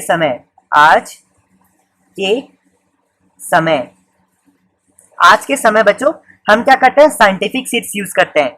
ये साइंटिफिक यूज बच्चों ऐसी सीड्स है, अगर इसका आप यूज करोगे ना तो आउटपुट जो है बच्चों बहुत ज्यादा आता है। ठीक है, तो ये जो प्रोसेस है आज जो मॉडर्न के समय में जब हम साइंटिफिक सीड्स यूज करके आउटपुट बढ़ाते हैं, इस प्रोसेस को बच्चों हम क्या कहते हैं, ग्रीन रिवॉल्यूशन कहते हैं। ठीक है, मतलब साइंटिफिक सीड्स का यूज करके हम आउटपुट बढ़ाते हैं, इस प्रोसेस को बच्चों हम ग्रीन रिवॉल्यूशन कहते हैं। ठीक है, तो बेसिकली पहला पॉइंट ये कहता है कि पहले हम बेकार यूज करते थे जिसके कारण आउटपुट बेकार आता था। तो गवर्नमेंट ने क्या बोला, गवर्नमेंट ने बोला कि नहीं, आज से हम क्या करेंगे, HYV, ये जो बच्चों ये जो सीड्स है ना, ये HYV सीड्स है, इसका यूज क्या कर दो, बढ़ा दो, जिसके कारण फार्मर्स क्या करेंगे, आउटपुट भी बढ़ा देंगे। तो गवर्नमेंट क्या बोल रही है कि ज्यादा से ज्यादा ये HYV सीड्स को क्या करो, यूज करो। ठीक है, अब नेक्स्ट पॉइंट है यूज ऑफ केमिकल फर्टिलाइजर्स। देखो बच्चों पहले ना हम केमिकल्स को यूज नहीं करते थे, लेकिन आज के समय हमने केमिकल का यूज बढ़ा दिया, जिसके कारण अपने आप आउटपुट और प्रोडक्टिविटी जो भी आप बोलो वो क्या हो गई, बढ़ गई। और मैं आपको एक चीज बता दूं कि ज्यादा, देखो हर चीज का ना अति करना बहुत बेकार होता है। अगर आप केमिकल्स का जितना यूज करना है उससे ज्यादा यूज करोगे ना तो आपकी क्रॉप सभी बेकार होंगे। तो कैसे यूज करना है, एकदम सोच समझ के यूज करना है। तो लेकिन गवर्नमेंट क्या कह रही है, आज से कह रही है कि ज्यादा से ज्यादा फार्मर्स को क्या करो, ये बोलो कि वो केमिकल का यूज करें, जिसके कारण आउटपुट या प्रोडक्टिविटी क्या हो, ज्यादा आए। थर्ड पॉइंट है बच्चों यूज ऑफ इंसेक्टिसाइड्स या pesticides for a crop production. Government कहती है कि जितने भी फार्मर्स हैं उनको इंसेक्टिसाइड्स एंड पेस्टिसाइड्स यूज करना चाहिए। ये ऐसे केमिकल्स हैं बच्चों जो क्या करते हैं, protect crops against disease and insects by rationally use of insecticides and pesticides. बच्चों ये ऐसे केमिकल्स हैं जिसकी हेल्प से जो भी क्रॉप में बच्चों पता है आपको क्रॉप्स में ना बच्चा कुछ कुछ डिजीज आ जाती है, कुछ कुछ इंसेक्ट्स आ जाते हैं। तो अगर आप ये इंसेक्टिसाइड्स और पेस्टिसाइड यूज करोगे ना तो ये डिजीज और इंसेक्ट्स सब भग जाते हैं। ठीक है, अब इसके आगे मैंने क्या लिखा है, रैशनल। बच्चों ये बहुत इंपॉर्टेंट है। रैशनल मतलब होता है सोच समझ के यूज करना। देखो अब आप पूरी मीनिंग एक बार पढ़ोगे तो protect crop against disease and insects bye rational use of insecticides and pesticides. मतलब इंसेक्टिसाइड्स एंड पेस्टिसाइड्स को बहुत सोच समझ के यूज करना चाहिए। गवर्नमेंट कहती है कि फार्मर्स को इंसेक्टिसाइड्स एंड पेस्टिसाइड यूज तो करना चाहिए लेकिन सोच समझ कर, क्योंकि अगर आप इंसेक्टिसाइड एंड पेस्टिसाइड भी ज्यादा यूज करोगे ना तो उससे क्या हो जाएगा, क्रॉप जो है वो बेकार हो जाएंगे। ठीक है, तो गवर्नमेंट वही कहती है कि यूज करो इंसेक्टिसाइड्स एंड पेस्टिसाइड। गवर्नमेंट कहती है यूज करो, ज्यादा से ज्यादा यूज करो लेकिन सोच समझ के यूज करो। अब इसका यूज करने का ये फायदा है कि इससे डिजीज और इंसेक्ट्स क्या होते हैं, नहीं आते हैं। ठीक है, अब बच्चों ये इंसेक्टिसाइड एंड पेस्टिसाइड से होता क्या है, देखो अगर आप इंसेक्टिसाइड या पेस्टिसाइड का यूज अगर बच्चों आप बढ़ा दोगे ना तो इससे क्या होगी, स्पॉइलेज। स्पॉइलेज मतलब है वेस्टेज। वेस्टेज कम होगी लेकिन आउटपुट ज्यादा से ज्यादा आएगा। क्योंकि स्पॉइलेज इसलिए कम होगी क्योंकि इससे डिजीज और इंसेक्ट्स तो भाग जाएंगे। अब डिजीज और इंसेक्ट भाग जाएंगे तो क्रॉप्स को खाएगा कौन, अब मतलब देखो इंसेक्ट्स और डिजीज क्या कहते हैं, क्रॉप्स को क्या कर लेते हैं, खा लेते हैं। ठीक है, तो अगर आप ये यूज करोगे ना तो इससे क्या हो जाएगा, इसका यूज बढ़ाओगे ना तो इससे क्या हो जाएगा, इंसेक्ट्स लोग सब भाग जाएंगे जिसके कारण स्पॉइलेज कम होगा और आउटपुट ज्यादा आएगा। ठीक है, तो ये है बच्चों use of insecticide and pesticides for crop production. अब फोर्थ पॉइंट है, गवर्नमेंट चाहती है scientific farm of management pesticides. Government चाहती है कि जो भी फार्मर्स है, जो भी इंडियन फार्मर्स है, उनको क्या करो, एजुकेशन दो साइंटिफिक फार्मिंग की। गवर्नमेंट चाहती है कि ज्यादा से ज्यादा लोगों को, जो भी फार्मर्स फार्मिंग कर रहे हैं, किसान को क्या करो, साइंटिफिक फार्मिंग की एजुकेशन दो। अब साइंटिफिक फार्मिंग में एजुकेशन में बच्चों क्या क्या आता है कि क्रॉप को कैसे रोटेशन किया जाए, कैसे अच्छी सीड्स को चुना जाए, कैसे अच्छे से केमिकल को यूज करना सीखे। ठीक है, तो ये सारी चीज गवर्नमेंट चाहती है कि हर इंडियन फार्मर्स क्या करे, ये सारी एजुकेशन ले ले, जिसके कारण वो क्या करे, अच्छा से अच्छा क्या करे, अपने फार्मिंग को रख सके और ज्यादा से ज्यादा आउटपुट बढ़ा सके। अब आखिरी पॉइंट है बच्चों, मैकेनाइज्ड मींस ऑफ कल्टीवेशन। बच्चों गवर्नमेंट चाहती है कि जितने भी फार्मर्स है वो क्या करे, ज्यादा से ज्यादा इरिगेशन सिस्टम करे, ट्रक यूज करे, एग्रीकल्चर अच्छी से अच्छा यूज करे, अच्छे से अच्छे HYV सीड जो मैंने अभी आपको बताया वो यूज करे। ठीक है, तो गवर्नमेंट क्या चाहती है, गवर्नमेंट चाहती है कि फार्मर्स ये सारी चीजों को यूज करे। अगर फार्मर्स ये सारी चीजों को यूज करना चालू कर देंगे, ये सब यूज करना बढ़ा देंगे, तो उससे क्या हो जाएगा, आउटपुट भी ज्यादा आएगा। ठीक है, अब यहाँ पे मुझे आपको एक चीज बतानी है, देखो बच्चों अगर आप हाथ से जो काम करोगे ना तो आपको बहुत टाइम लगेगा, लेकिन आप अगर मशीन का यूज करोगे, ट्रैक्टर का यूज करोगे, इरिगेशन सिस्टम यूज करोगे, ये सीड्स यूज करोगे, तो आपका जो मेहनत है वो क्या हो जाएगा, कम हो जाएगा, लेकिन आपकी आउटपुट जो है बहुत ज्यादा आएगी। तो गवर्नमेंट यही चाह रही है, गवर्नमेंट यही फार्मर्स की हेल्प करती है कि वो कैसे ज्यादा से ज्यादा मैकेनाइज मतलब मैकेनिकल मतलब जैसे इरिगेशन ये सब सारी चीजों का ज्यादा से ज्यादा यूज करे, जिससे कारण उनका आउटपुट ज्यादा है। ठीक है, तो गवर्नमेंट ने कैसे फार्मर्स की हेल्प की, गवर्नमेंट ने क्या किया, रीजनल रूरल बैंक्स बनाया। ठीक है, ये ऐसे बैंक्स है जो क्या है, जो फार्मर्स की हेल्प करता है कि फार्मर्स क्या कर सके, उनको पैसा दे सके, और पैसा अगर फार्मर्स के पास आ जाएगा तो फार्मर्स क्या करेंगे, ये सारी चीजों का यूज करेंगे, जिसके कारण आउटपुट ज्यादा हो जाएगा। एग्रो इंडस्ट्री कॉर्पोरेशन, ये भी एक इंडस्ट्री जो गवर्नमेंट ने लगाया, जिसकी हेल्प से फार्मर्स को पैसा मिल जाए, वो ये सारी चीजें खरीदे, उनका आउटपुट भी बढ़ जाए। तो कहीं ना कहीं टेक्निकल रिफॉर्म में बच्चों गवर्नमेंट ने ये सारी चीजें हेल्प की, जिससे फार्मर्स क्या कर सकते हैं, अपना आउटपुट बढ़ा सकते हैं। ठीक है, तो बच्चों आज के लिए मैं चलता हूँ, अगली लेक्चर्स में हम इंस्टीट्यूशनल रिफॉर्म और जनरल रिफॉर्म के बारे में चर्चा करेंगे। ठीक है, तो ये आप क्या करो, पॉज करके वीडियो नोट कर लो बच्चों। ठीक है, तो ये इतना ही है बच्चों, 5 पॉइंट है, 5 पॉइंट है, मैंने आप सभी के साथ शेयर कर लिया। चलिए bye, enjoy, take care, cheers. Hello everyone, so आज का जो हमारा टॉपिक है वो है इंस्टीट्यूशनल रिफॉर्म और लैंड रिफॉर्म के बारे में। हालांकि ये जो टॉपिक है ये क्या था, एग्रीकल्चर रिफॉर्म जो टॉपिक था उसमें 3 टॉपिक से, technical reform, institutional reform and general reform. So technical reform हम लोग ने पढ़ चुका है, अब हम आज इंस्टीट्यूशनल और जनरल रिफॉर्म पढ़ने वाले हैं। इंस्टीट्यूशनल रिफॉर्म को लैंड रिफॉर्म भी कहते हैं। सबसे फर्स्ट पॉइंट है जो गवर्नमेंट ने हेल्प किया, वो गवर्नमेंट ने क्या किया, एबॉलिशन ऑफ इंटरमीडिएटरीज। देखो एबॉलिशन का मतलब होता है खत्म हो जाना, खत्म हो जाना। इंटरमीडिएटरीज का मतलब बच्चों होता है मिडलमैन।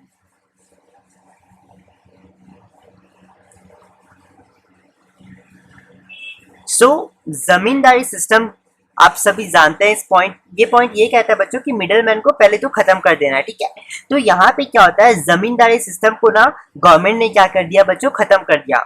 सर ये जमींदारी चैप्टर बच्चों, जमींदारी सिस्टम ना थोड़ा बड़ा टॉपिक है, जो कि मैंने आपको चैप्टर 1 और चैप्टर 2 में बता दिया है, ठीक है। तो वहां पे जाके आप जमींदारी सिस्टम कर लेना, क्योंकि यहाँ पे बताना पॉसिबल नहीं है उस सारी चीजों को। तो जमींदारी सिस्टम को क्या कर दिया गया, खत्म कर दिया, ठीक है। और साथ ही साथ यहाँ पे क्या हो गया, टिलर्स मतलब बच्चों होता है फार्मर्स, टिलर्स मतलब होता है फार्मर्स। तो जो फार्मर्स हैं, ठीक है, और सॉइल का मतलब होता है लैंड, ठीक है। तो जो फार्मर्स है ना बच्चों, जो फार्मर्स अच्छे से फार्मिंग कर सकते हैं, उनको क्या कर दिया गया, ओनरशिप राइट दे दिया। सब ये ओनरशिप राइट, ओनरशिप मतलब बच्चों होता है मालिक,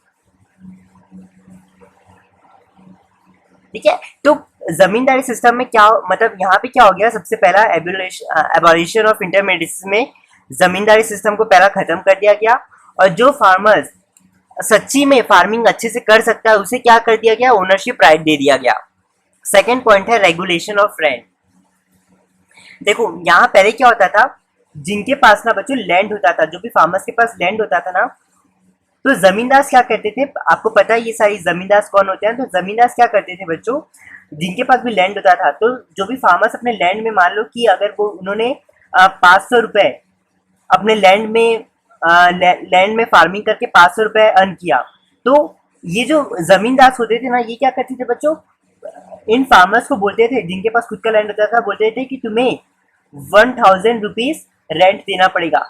अब मुझे बताओ, जो फार्मर्स 500 रुपए कमा रहे हैं, तो वो कैसे 1000 रुपए उनको रेंट में देंगे, है ना। तो कहीं ना फिर क्या होता था, जो फार्मर्स ऐसे दे नहीं पाते थे ना रेंट, तो ये जमींदार क्या करते थे, उन फार्मर्स से उनका लैंड छीन लेते थे, ठीक है। ये आपने पहले पढ़ के रखा है।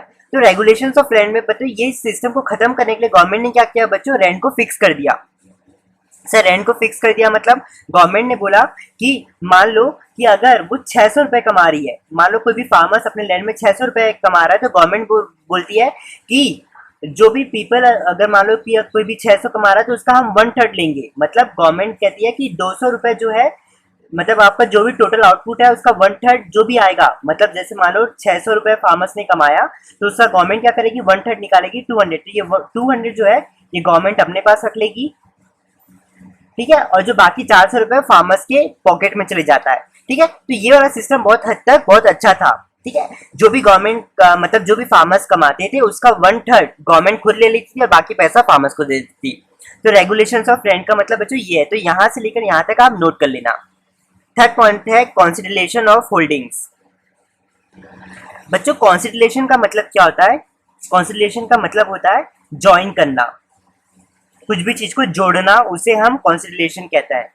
अब आपने बचपन से पढ़ के रखा है कि मैंने हमेशा एक बोर्ड पॉइंट से एक चीज बताई थी, small and fragmented land holdings के बारे में। सो बेसिकली मैं यहाँ कहीं पे उसे लिख दिया हूँ उस पॉइंट को। हाँ देखो, जैसे स्मॉल एंड फ्रेगमेंटिंग लैंड होल्डिंग्स, ये भी आपने चैप्टर 1 में पढ़ के रखा है, ठीक है। यहाँ पे बेसिकली होता क्या है कि जो भी फार्मर्स रहते हैं ना, उनका जो लैंड रहता है ना, वो बहुत टुकड़ों टुकड़ों में हर जगह पे फैला होता है। तो मान लो कि अगर ये एक फार्मर का पूरा इतना लैंड है, ये फार्मर का ये भी लैंड है, ये भी लैंड है, ये भी लैंड है, ये भी लैंड है, ये भी लैंड है, ठीक है। तो उसका जो लैंड होता है ना, वो हर जगह फैला होता है। तो मान लो कि फार्मर अगर यहाँ पे काम करता है, तो बाकी समय ये सारे लैंड खाली रहता है। फिर क्या होता है, अगर ये फार्मर्स यहाँ पे जाता है, तो फिर क्या होता है, बाकी जगह लैंड खाली रहता है और ये भी लैंड खाली हो जाता है। तो कहीं ना कहीं बच्चों ऐसे ना फार्मर्स को क्या करना पड़ता है, बहुत जगह ऐसे घूम घूम के जाना पड़ता है। तो कहीं ना कहीं उसकी ट्रांसपोर्टेशन कॉस्ट ज्यादा जाती थी, लेकिन आउटपुट क्या हो जाता था, कम हो जाता था। तो इस सिचुएशन को खत्म करने के लिए गवर्नमेंट ने क्या किया, बोला कि जितने भी फार्मर्स के लैंड अलग अलग है, उन फार्मर्स के सारे एक लैंड को एक जगह जोड़ दो, और एक पूरा लैंड, उनको टोटल लैंड क्या कर दो, जोड़ के उनको लैंड एक दे दो, ठीक है। जैसे यहाँ पे छोटे छोटे लैंड है, तो गवर्नमेंट ने बोला ये सभी लैंड को आपस में इकट्ठा कर दो, जोड़ दो, और उनको पूरे फार्मर्स को क्या कर दो, पूरा एक लैंड, बड़ा सा लैंड उनको जोड़ के दे दो। तो ये होता है कॉन्सिडरेशन ऑफ होल्डिंग। यहाँ पे मैंने लिखा है implying holding of a farmer at one place rather than scattered in pieces at several places. मतलब फार्मर्स को एक ही लैंड दे दो, ना कि अलग अलग फैला हुआ। ठीक है। तो ये भी आपने चैप्टर बच्चों पूरी चैप्टर 1 और 2 में आपने जो चीज पढ़ी है वो सारी चीजें यहाँ पे आएगी। तो होपफुली प्लीज आप वहां पे जाके देख लेना, क्योंकि अभी हर चीज आप जमींदारी बोलोगे मुझे कमेंट में कि सर जमींदारी सिस्टम आपने बताया नहीं, सर ये भी अच्छे से बताया नहीं, तो ये सभी टॉपिक्स 10-10 मिनट के हैं, जो कि अभी अगर मैं बताऊंगा तो वीडियोस और लेक्चर लंबी हो जाएगी, राइट।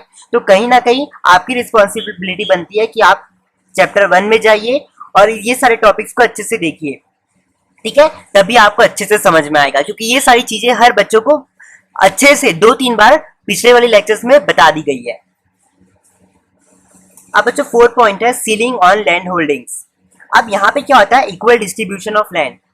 तो यहाँ पे क्या होता है, देखो जो कुछ कुछ फार्मर्स बच्चों ऐसे थे जिनके पास बहुत ही बड़े बड़े लैंड हुआ करते थे, मतलब जितना उनके पास होना चाहिए उससे भी ज्यादा लैंड उनके पास हुआ करते थे। तो गवर्नमेंट ने बोला कि जो भी फार्मर्स के पास हद से ज्यादा लैंड होगा, मतलब मान लो कि ये जो फार्मर है, ठीक है, इसको असली में इसका लैंड इतना होना चाहिए था, लेकिन इसके पास इतना पूरा बड़ा लैंड है, तो गवर्नमेंट क्या करेगी, इसको जितना इसकी हक है, जितना इसको देना चाहिए एक्चुअल में, उसको उतना लैंड दे देगी। और जो भी बच्चों सरप्लस, सरप्लस मतलब एक्स्ट्रा, सरप्लस मतलब बच्चों एक्स्ट्रा, तो जो भी एक्स्ट्रा लैंड है, ठीक है, जो भी फार्मर्स के पास एक्स्ट्रा लैंड है उसको क्या कर देती है गवर्नमेंट, क्या बोलती है कि जो भी फार्मर्स के पास एक्स्ट्रा लैंड है मतलब, तो उसको क्या कर देती है, एक्स्ट्रा लैंड को जो फार्मर्स के पास लैंड नहीं होता खुद का, उनको क्या कर देती है, दे देती है, ठीक है। तो इस टॉपिक में बच्चों मतलब इस सेंटेंस में ये चीज है इक्वल डिस्ट्रीब्यूशन ऑफ लैंड, मतलब हर फार्मर्स को अपना एक लैंड दिया जाए कि वो वहां पे क्या कर सके, प्रोडक्शन कर सके, फार्मिंग कर सके। तो जो फार्मर्स के पास हद से ज्यादा बड़ा लैंड होता था उनसे क्या कर लिया जाता था, उनसे ज्यादा एक्स्ट्रा लैंड क्या कर लिया था, छीन लिया जाता था, और वो लैंड ऐसे फार्मर्स को दिया जाता था जिनके पास खुद का लैंड नहीं था, ठीक है। तो सीलिंग और लैंड फोल्डिंग्स का मतलब बच्चों ये है। अब है कोऑपरेटिव फार्मिंग। देखो कोऑपरेटिव फार्मिंग का बच्चों बार्गेनिंग पावर को बढ़ाना, इनहेंस मतलब करना, मतलब बढ़ाना, किसको, bargaining power of small holders in market. अब बार्गेनिंग, सर बार्गेनिंग का मतलब क्या होता है बच्चों, बार्गेनिंग का मतलब होता है सौदा करना। आप अगर मार्केट में जाते हो तो मान लो कि ये शॉपकीपर जो है वो आपको 20 रुपीज बोलता है, लेकिन आप क्या बोलते हो, नहीं सर इससे और थोड़ा कम कर दो, तो वो फिर फार्मर बोलेगा नहीं सर 18 रुपए में डील करते हैं, तो आप बोलोगे नहीं सर और थोड़ा कम करो। तो ये जो आप करते हो इसे कहते हैं बार्गेनिंग करना, सौदा करना, ठीक है। तो कोऑपरेटिव फार्मिंग में क्या हो गया था बच्चों, पहले आपने अगर चैप्टर्स में पढ़ा होगा तो इंडियन एग्रीकल्चर में ये था कि जो भी अगर फार्मर्स के पास एक्स्ट्रा सरप्लस बच जाता था वो क्या करते थे, उसे मार्केटिंग में बेचने के लिए चले जाते थे, मतलब उसको अपना सामान जो उन्होंने उगाया उसको क्या करते थे, बाहर बेचने के लिए चले जाते थे। तो फार्मर्स के साथ होता क्या था उस समय, अगर मान लो कि उनका जो सामान 20 रुपए में बिकना चाहिए वो बिकता था 10 रुपए में, तो कहीं ना कहीं जो मार्केट था ना वो उनको उल्लू बना रहा था, ठीक है। तो कहीं ना कहीं ये कोऑपरेटिव फार्मिंग गवर्नमेंट ने लाया, जिसने गवर्नमेंट ने कहा कि जो फार्मर्स को जितना पैसा मिलना चाहिए उनको उतना ही पैसा मिलेगा। तो कहीं ना कहीं जो enhance bargaining power of A small holders in market का मतलब बच्चों ये है, ठीक है, ठीक है। अब बच्चों जनरल रिफॉर्म जो कि आखिरी है एग्रीगेटर रिफॉर्म का topic, expansion of irrigation facility. Sir अभी इरिगेशन क्या होता है, देखो तो बच्चों इसको मैं ना आपको एक पिक से समझाता हूँ। देखो आप अगर यहाँ पे देखोगे, ये देखो यहाँ पे क्या है बच्चों, आप देखो यहाँ पे क्या है, वो जो फार्मर्स होते हैं ना वो क्या करते हैं, इरिगेशन लगाते हैं, मतलब जो भी पौधे रहते हैं ना, देखो यहाँ पे आप ब्राउन ब्राउन दिख रहा है तो यहाँ पे पौधे लगे हैं, उसके साथ ही साथ देखो यहाँ पे क्या हो रहा है, पानी का पूरा छिटकारा जा रहा है, ठीक है। इसे बोलते हैं इरिगेशन सिस्टम। यहाँ पे क्या होता है, आपको पाइप से डालने की जरूरत नहीं होती है फार्मिंग करने के लिए। तो जब आप इरिगेशन सिस्टम लगाते हैं ना, पानी अपने आप वो क्या कर देते हैं, एक बार चालू कर देते हैं तो अपने आप देखो कैसे हर जगह पे पानी चले जाता है। तो इरिगेशन सिस्टम ये होता है। जैसे देखो बच्चों, जैसे यहाँ पे क्या हो जाता है, देखो घास है तो यहाँ पे क्या हो जाता है, एक पाइप लगा देते हैं कि पाइप से ना हर जगह पे पानी अपने आप फैल जाता है, तो आपको यहाँ पे पाइप से खुद डालने की जरूरत नहीं पड़ती है। तो इसे कहते हैं बच्चों इरिगेशन, ठीक है। तो एक्सपेंशन मतलब बढ़ाना इरिगेशन फैसिलिटी को। तो आप तो समझ गए ना इरिगेशन सिस्टम क्या है, तो इरिगेशन सिस्टम को क्या करना, बढ़ा देना, ठीक है। यहाँ पे आपको कुछ बातें को याद रखना है। जनरल रिफॉर्म में बच्चों क्या था, गवर्नमेंट के बोलती थी कि इरिगेशन सिस्टम बढ़ा दो। अगर इरिगेशन सिस्टम अगर बढ़ेगा, इंक्रीज होगा, तो अपने आप एग्रीकल्चर का जो प्रोडक्टिविटी मतलब आउटपुट जो है अपने आप बढ़ जाएगा, ठीक है, क्योंकि पानी तो अपने आप हर जगह पे फैलता जाएगा। तो कहीं ना कहीं गवर्नमेंट ने बोला कि इरिगेशन सिस्टम बढ़ा देंगे तो एग्रीकल्चर प्रोडक्टिविटी अपने आप बढ़ जाएगी। तो इरिगेशन सिस्टम बच्चों होता कहाँ पे है? इरिगेशन सिस्टम बच्चों मतलब इम्प्लीमेंट, आप इरिगेशन सिस्टम बेसिकली लगा कहाँ सकते हो? देखो, अगर मान लो डैम, डैम जानते हो ना, कहाँ बहुत सारा पानी, तो डैम जैसी जगह पे या फिर ट्यूबवेल जहाँ पे होगा, तो वैसी जगह पे हम क्या कर सकते हैं? इरिगेशन सिस्टम को लगा सकते हैं। ठीक है, तो सेकंड पॉइंट में गवर्नमेंट ने बोला कि जहाँ जहाँ डैम और ट्यूबवेल्स ऐसी जगह है जहाँ पे पानी की मात्रा बहुत ज्यादा है, तो वहां पे ज्यादा से ज्यादा इरिगेशन सिस्टम लगाते जाओ। ठीक है, अब थर्ड चीज यहाँ पे आपको ये भी कह रहा है कि dry farming techniques introduce where irrigation is not possible. देखो, ऐसा नहीं है कि हर जगह आप इरिगेशन सिस्टम लगा सकते हो, क्योंकि इरिगेशन सिस्टम लगाने के लिए आप ऐसी जगह लगा सकते हो जहाँ पे पानी का सोर्स हो, जैसे डैम हो गया, ट्यूबवेल हो गया। ठीक है, नहीं तो लेकिन कुछ कुछ जगह ऐसी होती है बच्चों जहाँ पे आप इरिगेशन सिस्टम नहीं लगा सकते, तो वहां पे क्या करते हैं हम? Dry farming technique. Dry farming technique एक ऐसी फार्मिंग होती है जो इरिगेशन सिस्टम अगर आप नहीं भी यूज करोगे, तब भी अगर आप ड्राई फार्मिंग टेक्निक यूज कर रहे हो तो इरिगेशन सिस्टम की जरूरत नहीं पड़ती। तो गवर्नमेंट यही कह रही है कि सबसे पहले तो इरिगेशन सिस्टम बढ़ाओ, जिससे आउटपुट बढ़ेगा। सेकंड, इरिगेशन सिस्टम जहां जहां डैम है, ट्यूबवेल है, वहां पे इरिगेशन सिस्टम बढ़ाते जाओ। और अगर कोई भी जगह पे इरिगेशन सिस्टम नहीं लग पाए तो वहां पे ड्राई फार्मिंग टेक्निक का यूज करो। ठीक है, तो ये तीन है जनरल, मतलब जनरल रिफॉर्म के अंदर एक पॉइंट है ये एक्सपेंशन ऑफ इरिगेशन फैसिलिटी। तो एग्जाम्स में आपको ये तीन पॉइंट्स लिखने हैं। अब सेकंड है बच्चों प्रोविजन ऑफ क्रेडिट। देखो, क्रेडिट का मतलब बच्चों होता है उधारी देना।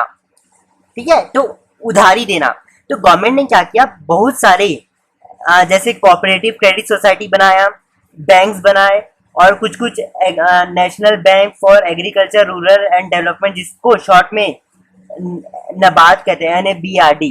ठीक है, तो ये कुछ गवर्नमेंट ने क्या किया? ऐसे ऐसे कुछ बैंक्स निकाले, ऐसे ऐसे ऑर्गेनाइजेशन निकाले जिसकी हेल्प से फार्मर्स को क्या मिल जाता है? उधारी मिल जाता है at low rate of interest. ठीक है, तो जैसे कोऑपरेटिव सोसाइटी निकाला, रूरल बैंक्स निकाला, जो अराउंड 768 है इंडिया में। और जैसे 1982 में उन्होंने क्या निकाला? नबार्ड निकाला। ठीक है, तो कहीं ना कहीं ये तीनों, और भी बहुत सारे ऑर्गेनाइजेशन है लेकिन ये मेन है। तो ये तीन जो है कहीं ना कहीं फार्मर्स को, जिनके पास पैसा नहीं होता था, उनको पैसा देने के लिए, ठीक है, फार्मर्स क्रेडिट टू फार्मर्स का मतलब फार्मर्स को उधारी देने के लिए at low rate of interest ये ऑर्गेनाइजेशन को बनाया गया। तो आपको ऐसे पूछ सकता है कि नबार्ड कब बना था? 1982। या फिर आपको कह सकता है कि नबार्ड का फुल फॉर्म बताओ, तो आपको ये लिखना है, national bank for agriculture rural and development. अब है अगला बच्चों प्राइस सपोर्ट पॉलिसी। अब इसको मैं आपको एग्जांपल से समझाता हूँ। देखो, सपोज करना कि एक फार्मर है, ये क्या एक फार्मर है। अब मान लो कि ये फार्मर का कुछ अपने लैंड में ना इसने कुछ कुछ पौधे उगाए, क्रॉप्स को उगाया। ठीक है, तो इस आखिरी में ना इसका क्रॉप्स उग गया और इसके पास ना कुछ सरप्लस में, मतलब कुछ एक्स्ट्रा क्रॉप बाकी रहा। तो इस फार्मर ने सोचा क्यों ना ये जो एक्स्ट्रा मेरा बाकी है इसको मैं मार्केट में बेच दूं, लोगों को बेच दूं कि वो इस मेरे जो क्रॉप है उसको मैं बेच दूंगा तो वो मार्केट में, तो वो मुझे पैसा देंगे। ठीक है, तो ये भी फार्मर क्या किया? मार्केट में उसको बेचने के लिए चला गया। तो ये फार्मर ने सोचा कि यार इतना जो है ये मान लो ₹20 का है, तो ये मार्केट में जब इसको बेचने गया ना, तो मार्केट में लोग बोले कि नहीं, तुम्हें ये ₹10 में देना पड़ेगा तभी हम तुम्हारा लेंगे। तो यहाँ पे क्या होता है? गवर्नमेंट बीच में आती है, गवर्नमेंट बीच में आती है और गवर्नमेंट बोलती है कि नहीं रुको। गवर्नमेंट कहती है फार्मर्स को, रुको, फार्मर्स को तुम्हें कम से कम ₹15 देना पड़ेगा। ठीक है ना, तुम इससे कम में, मार्केट वाले लोग को बोला कि जितने भी जो भी फार्मर से खरीदना चाहता है वो उन्हें मतलब ₹15 तो देना ही पड़ेगा। ठीक है, ₹15 तो क्या करना पड़ेगा? मिनिमम प्राइस फार्मर्स को देना ही पड़ेगा। मतलब अगर आप इसका देखोगे तो फार्मर, गवर्नमेंट इस पॉलिसी में क्या करती थी? फार्मर्स का हमेशा एक रेट बना देती थी। मान लो कि गवर्नमेंट ने बोला ₹500। ठीक है, ये क्या किया उन्होंने? मिनिमम प्राइस सेट कर दिया गवर्नमेंट ने। तो गवर्नमेंट क्या आएगी कि फार्मर्स को, मतलब फार्मर्स का जो भी सामान है वो आपको 500 या 500 के ऊपर ही बेचना पड़ेगा। कोई भी मार्केट में जो भी पीपल है वो फार्मर से 500 से कम में नहीं ले सकते। ठीक है, तो ये एक तरीके से फार्मर्स को सपोर्ट करने के लिए गवर्नमेंट ने ये प्राइस सपोर्ट पॉलिसी बनाया, जहाँ पे गवर्नमेंट क्या करती है? प्राइस सेट कर देती है और उस प्राइस तक या उस प्राइस के ऊपर कोई भी मार्केट में फार्मर्स अपना सामान बेच सकता है, और कोई भी फार्मर से जो गवर्नमेंट ने सेट किया है प्राइस, इसके कम कोई भी ले नहीं सकता फार्मर से। ठीक है, तो कहीं ना कहीं ये फार्मर्स को सपोर्ट करने के लिए ये पॉलिसी बनाई गई। अब government committed to buy surplus of farmers. अब कभी कभी क्या हो जाता था, अगर ऐसा हो जाता था, ठीक है, तो कभी कभी ना फार्मर्स का एक्स्ट्रा पैसा बच जा, मतलब एक्स्ट्रा क्रॉप बच जाता था, वो जाते थे मार्केट में, लेकिन मार्केट में उनका क्रॉप ना पता है बिकता ही नहीं था। तो गवर्नमेंट क्या कहती है कि अगर तुम्हारा क्रॉप नहीं बिक रहा है तो गवर्नमेंट खुद ले लेगी और तुम्हें पैसा दे देगी। तो government committed to buy surplus of farmers. तो गवर्नमेंट ने कहा कि जो भी फार्मर्स का सरप्लस है, अगर वो बिका नहीं मार्केट में, तो वो हम क्या कर लेंगे, बाय मतलब खरीद लेंगे। अब बच्चों फोर्थ पॉइंट है regulated markets and cooperative marketing society. यहाँ पे क्या किया गया, सब बहुत सारी पॉइंट्स है, ये बहुत बड़ा पॉइंट है इसलिए मैंने इसको थोड़ा अलग पेज में लिखा है। Remunerative price to farmers. Farmers को क्या दिया गया बच्चों, कुछ पैसा दिया गया। ठीक है, कि मतलब remunerative price of to farmers का मतलब है उनका एक प्राइस सेट कर दिया गया और बोला कि तुम इसके ऊपर ही अपना सामान बेचना, इसके ऊपर नहीं बेचना। अगर नहीं बिका तो गवर्नमेंट खुद आके खरीदेगी। तो कहीं ना कहीं रेमुनेटिव प्राइस सेट किया गया।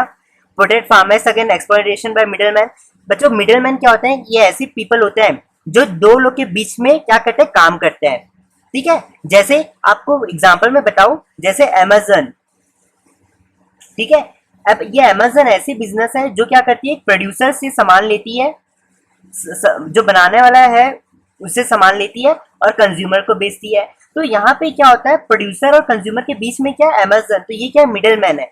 तो कभी तो होता क्या था बच्चों, जब फार्मर्स होते थे ना, तो फार्मर्स के बीच में ना कोई मिडल मैन हुआ करते थे। तो जो मिडल मैन रहते थे ना बच्चों, उस समय बहुत बदमाश हुआ करते थे। ये क्या करते थे, जो फार्मर को पैसा मिलता था ना, उनको पैसा देते नहीं थे और फार्मर्स का कुछ पैसा वो खुद अपने पास रख लेते थे। तो कहीं ना कहीं जो मिडल मैन थे ना, बहुत बदमाश थे। तो गवर्नमेंट ने क्या किया, एक ऐसा मतलब एक ऐसा सिस्टम बनाया कि जहाँ पे फार्मर्स को वो मिडल मैन से प्रोटेक्ट करने लगे। Timely payments to farmers. कभी कभी क्या होता था कि फार्मर्स को ना पैसे की कमी हो जाती थी, तो गवर्नमेंट क्या बोलती थी कुछ कुछ फार्मर्स को जो बहुत छोटे होते थे कि हम तुम्हें टाइमली मतलब बार बार कुछ पेमेंट अपने तरफ से देते जाएंगे। Ensures proper weights and measure use to value farmers produce. अब इसका पॉइंट क्या है बच्चों कि होता क्या था, आप वेट्स एंड मेजर सुने हो, मशीन मशीन जिससे आप वेट को मेजर कर सकते हो। ठीक है, आप जैसे शॉप में जाते हो ना बाजार में, तो आप देखते होंगे बहुत सारी मशीन यूज करते हैं जिसके ऊपर वो रखते हैं, तो वो पूरा मेजर बता देता है कि कितना पैसा हुआ क्या हुआ। तो गवर्नमेंट ने क्या किया, यही चीज किया। उन्होंने क्या किया, उन्होंने बोला कि अब से सभी को वेट्स एंड मेजर यूज करना पड़ेगा, जिसकी हेल्प से फार्मर्स जो प्रोड्यूस करते हैं उसकी एक्चुअल में वैल्यू पता चल जाए। ठीक है, अब अगला पॉइंट है enhance bargaining power of farmers. हाँ, वही बार्गेनिंग पावर जो अभी मैंने आपको बता चुका है। Ensures farmers produces graded. अब गवर्नमेंट क्या करती थी कि देखो, एक तो फार्मर्स क्या होते थे, फार्मर्स उगाते थे, तो कभी कभी क्या हो जाता था, फार्मर्स ना बहुत गंदे क्वालिटी का, पुअर क्वालिटी का क्रॉप उगाते थे। तो गवर्नमेंट क्या करती थी, उनकी हेल्प करती थी कि वो अच्छी क्वालिटी का सामान बनाए। Provision for crop storage is made. अब होता क्या था, स्टोरेज बनाया गया गवर्नमेंट ने। फार्मर्स का क्या होता था, कभी कभी ना सामान बना के गवर्नमेंट को दे देते थे, तो अब जो सामान रखने के लिए ना कोई जगह नहीं थी, तो गवर्नमेंट ने क्या किया, सारे फार्मर्स के लिए क्या किया कि स्टोरेज जैसी चीजें बनाने लगे कि जहाँ पे फार्मर्स क्या कर सके, अपना सामान को रख सके, जहाँ पे उनका सामान जो है खराब नहीं होगा और वो पूरा फ्यूचर के यूज के लिए अच्छे से रहेगा। तो कहीं ना कहीं ये सारी चीजें जो regulated market and cooperative marketing society के अंदर ये सारी चीजें आती है। ठीक है, तो होपफुली आज हम लोग ने 19 मिनट्स की लेक्चर में इंस्टीट्यूशनल रिफॉर्म और जनरल रिफॉर्म का पढ़ा, और आज हम लोग ने बच्चों ये सारे एग्रीगेशन रिफॉर्म की जो तीनों पॉइंट्स हैं, ये हम लोग ने सारी चीजों को कवर कर लिया। ठीक है, तो बच्चों आज के लिए इतना ही। चलिए मैं चलता हूँ और आप सभी से मिलता हूँ नेक्स्ट लेक्चर में। चलिए bye, enjoy, take care, cheers. Hello everyone, आज हम लोग एक नए टॉपिक के बारे में पढ़ेंगे जिसका नाम है achievements of aggregation reform green revolution. Achievement मतलब फायदे ऑफ एग्रीगेशन रिफॉर्म। हम लोग ने पिछले लेक्चर्स में एग्रीगेशन रिफॉर्म के बारे में पढ़ा था, जहाँ पे हम लोग ने एग्रीगेशन रिफॉर्म से रिलेटेड बहुत सारी चीज डाली थी कि एग्रीगेशन रिफॉर्म में गवर्नमेंट क्या करती थी, बहुत सारे गवर्नमेंट ने स्टेप्स लिए थे जिसके कारण हमारा एग्रीकल्चर सुधर जाए। है ना। तो गवर्नमेंट ने कहीं ना कहीं पता है ग्रीन रिवॉल्यूशन का भी यूज किया था। तो लोग वही जानने वाला है, जो गवर्नमेंट ने जो ग्रीन रिवॉल्यूशन के लिए इतने सारे स्टेप्स लिए हैं तो उसके हमें क्या फायदे मिले।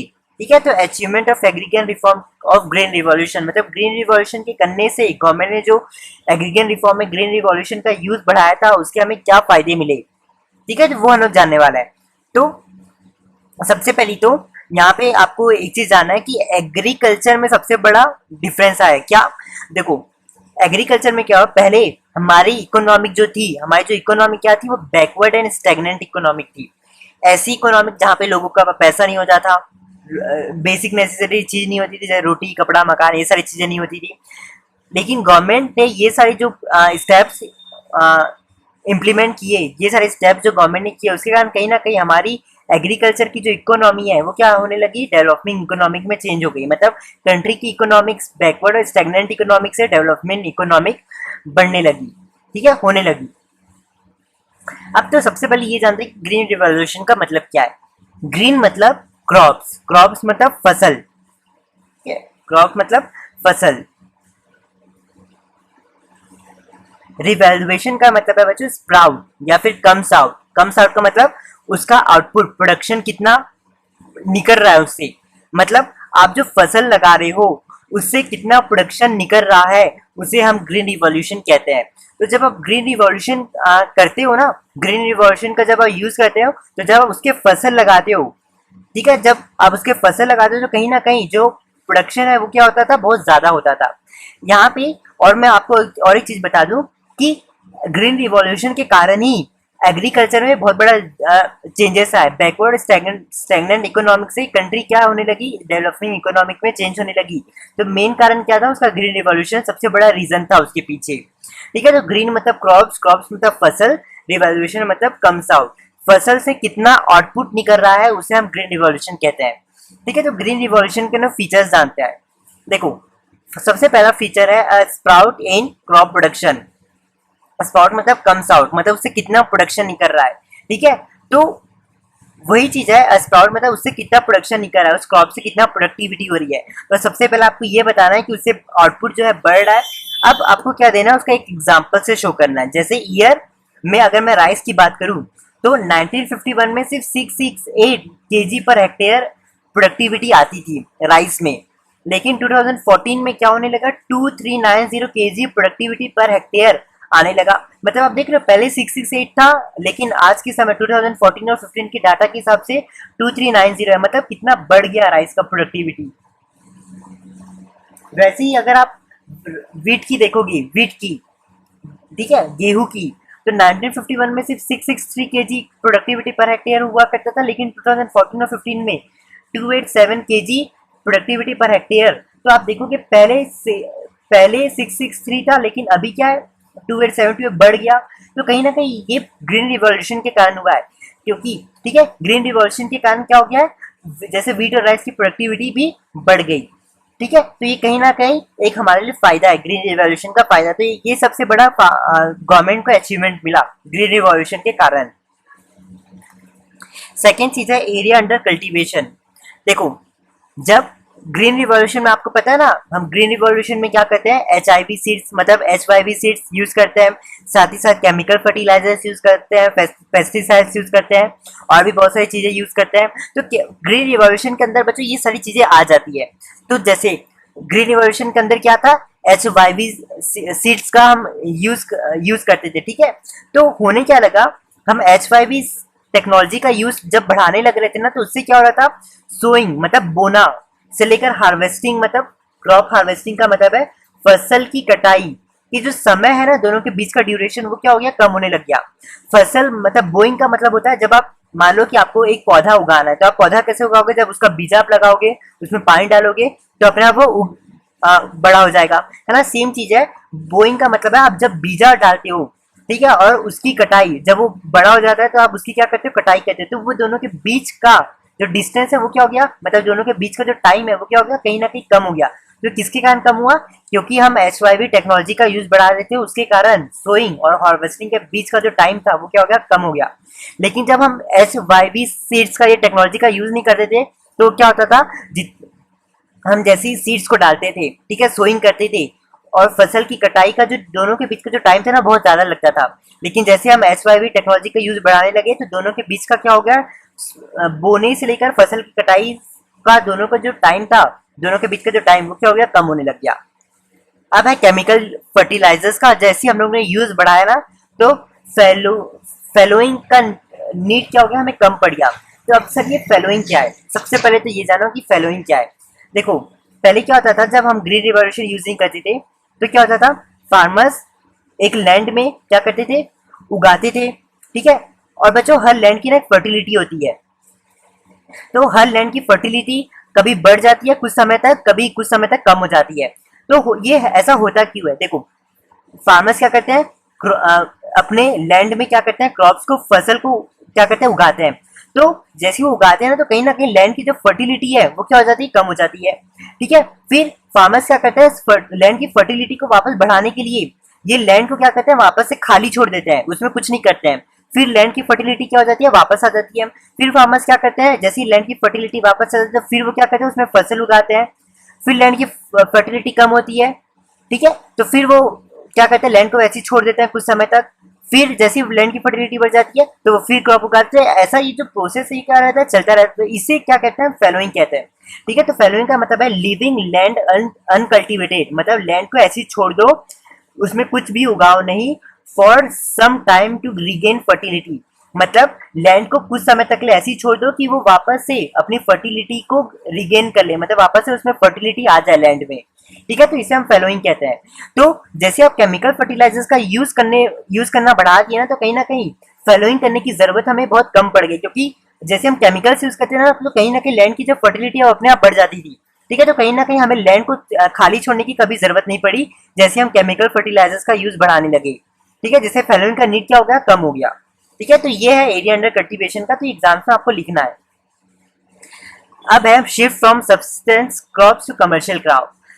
सब्सिस्टेंस क्रॉप मतलब, सब्सिस्टेंस फार्मिंग मतलब ऐसी फार्मिंग जहाँ पे फार्मर्स अपने लैंड में उगाते तो है, लेकिन वो उगाते सिर्फ अपने लिए है, वो उगाते हैं और वो खुद ही को खा लेते हैं, मतलब उगाते हैं जितने भी क्रॉप्स और वो क्रॉप्स को वो खुद ही खा लेते हैं, उसे हम सब्सिस्टेंस फार्मिंग कहते हैं।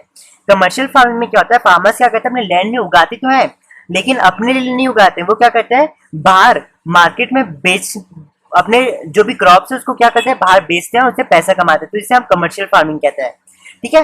तो कहीं ना कहीं ग्रीन रिवॉल्यूशन के कारण क्या हो गया, जितने भी फार्मर्स है शिफ्ट हो गए सब्सिस्टेंस फार्मिंग से कमर्शियल फार्मिंग में, ठीक है। अब यहाँ पे ना एक फॉर्मूला है। अब यहाँ पे एक चीज देखना, मान लो ये फार्मर का लैंड है, ठीक है, ये फार्मर का लैंड है। तो इसमें क्या हुआ, फार्मर ने क्या किया, बहुत सारे बीजे को बोया। अब क्या किया, उसने फार्मिंग की और ना उसे ना बहुत सारे क्या हो गए, प्लांट निकल गया और फार्मर का ना टोटल आउटपुट मिल गया। मतलब इसमें अपने लैंड में उसने उगाया और उससे ना उसको बहुत सारी फसल उसके लैंड में उग गई, ठीक है। तो उसके लैंड में मान लो टोटल ये पूरा फार्मर का लैंड है, तो उसने क्या किया, पूरा फार्मिंग करके हर जगह पूरा टोटल इसके लैंड में क्या हो गया, पूरा आउटपुट, टोटल आउटपुट निकला। तो ये टोटल आउटपुट को ना मैं ए मान रहा हूँ थोड़ी देर के लिए। अब मान लो कि टोटल आउटपुट में से फार्मर क्या करता है, थोड़ा सा टोटल आउटपुट में से जो पूरा फार्मिंग में उगाता है ना प्लांट को, उस प्लांट में से थोड़ा सा वो क्या कर लेता है, अपने सेल्फ कंजम्पशन, अपने खुद के लिए वो खा लेता है, ठीक है। तो वो क्या कर लेता है, सेल्फ कंजम्पशन। तो इसको मैं क्या कर रहा हूँ, बी मान रहा हूँ। यहाँ भी मैं क्या कर रहा हूँ, सेल्फ कंजम्पशन को बी मान रहा हूँ। अब जो अब वो क्या कर लेता है, टोटल जो उसने पूरा उगाया है उसमें से कुछ वो खुद खा लेता है, और जो बाकी सब है ना, इतना बाकी देख रहे हो, ये इतना बाकी फसल वो क्या कर लेता है, बाकी फसल को वो क्या कर लेता है, मार्केट में बेच देता है, ठीक है। तो क्या हो जाता है, उससे मान लो इसको सी मान लो, तो क्या हो जाता है, उससे उससे क्या हो जाता है, एक सरप्लस अमाउंट की आ जाती है जिसको वो बाहर को बेच सकता है। मतलब आप देखना कि अगर उसको कमर्शियल फार्मिंग करना है, मतलब अगर उसको बाहर अपना मार्केट में सामान बेचना है, तो वो जो भी उगाएगा, ठीक है, जो भी टोटल जो भी उगाएगा उसमें से वो क्या करेगा, कुछ अपने खा लेगा। अब टोटल में से जब वो खुद जो खा लेगा वो जब माइनस करेगा तो क्या हो जाएगा, एक सरप्लस आ जाएगी। वो उस सरप्लस को क्या कर सकता है, मार्केट में बेच सकता है, ठीक है। तो जैसे यहाँ पे फार्मर टोटल आउटपुट, फार्मर्स ने पूरा इतना उगाया अपने लैंड में, उसमें से कुछ हिस्सा उसने क्या कर लिया, खुद खा लिया। तो टोटल हिस्से में से वो क्या कर लिया, उसमें से माइनस सेल्फ कंजम्पशन, मतलब खुद खा लिया।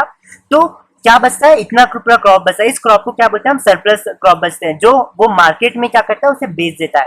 ठीक है, तो एक फॉर्मूला भी बन जाता है कि सरप्लस या फिर मार्केटेबल सरप्लस निकालने का फॉर्मूला ये बन जाता है कि टोटल आउटपुट जो फार्मर ने पूरा उगाया है उसमें से वो कितना खुद खाया है उसको माइनस कर दो तो अपने आप सरप्लस निकल जाता है।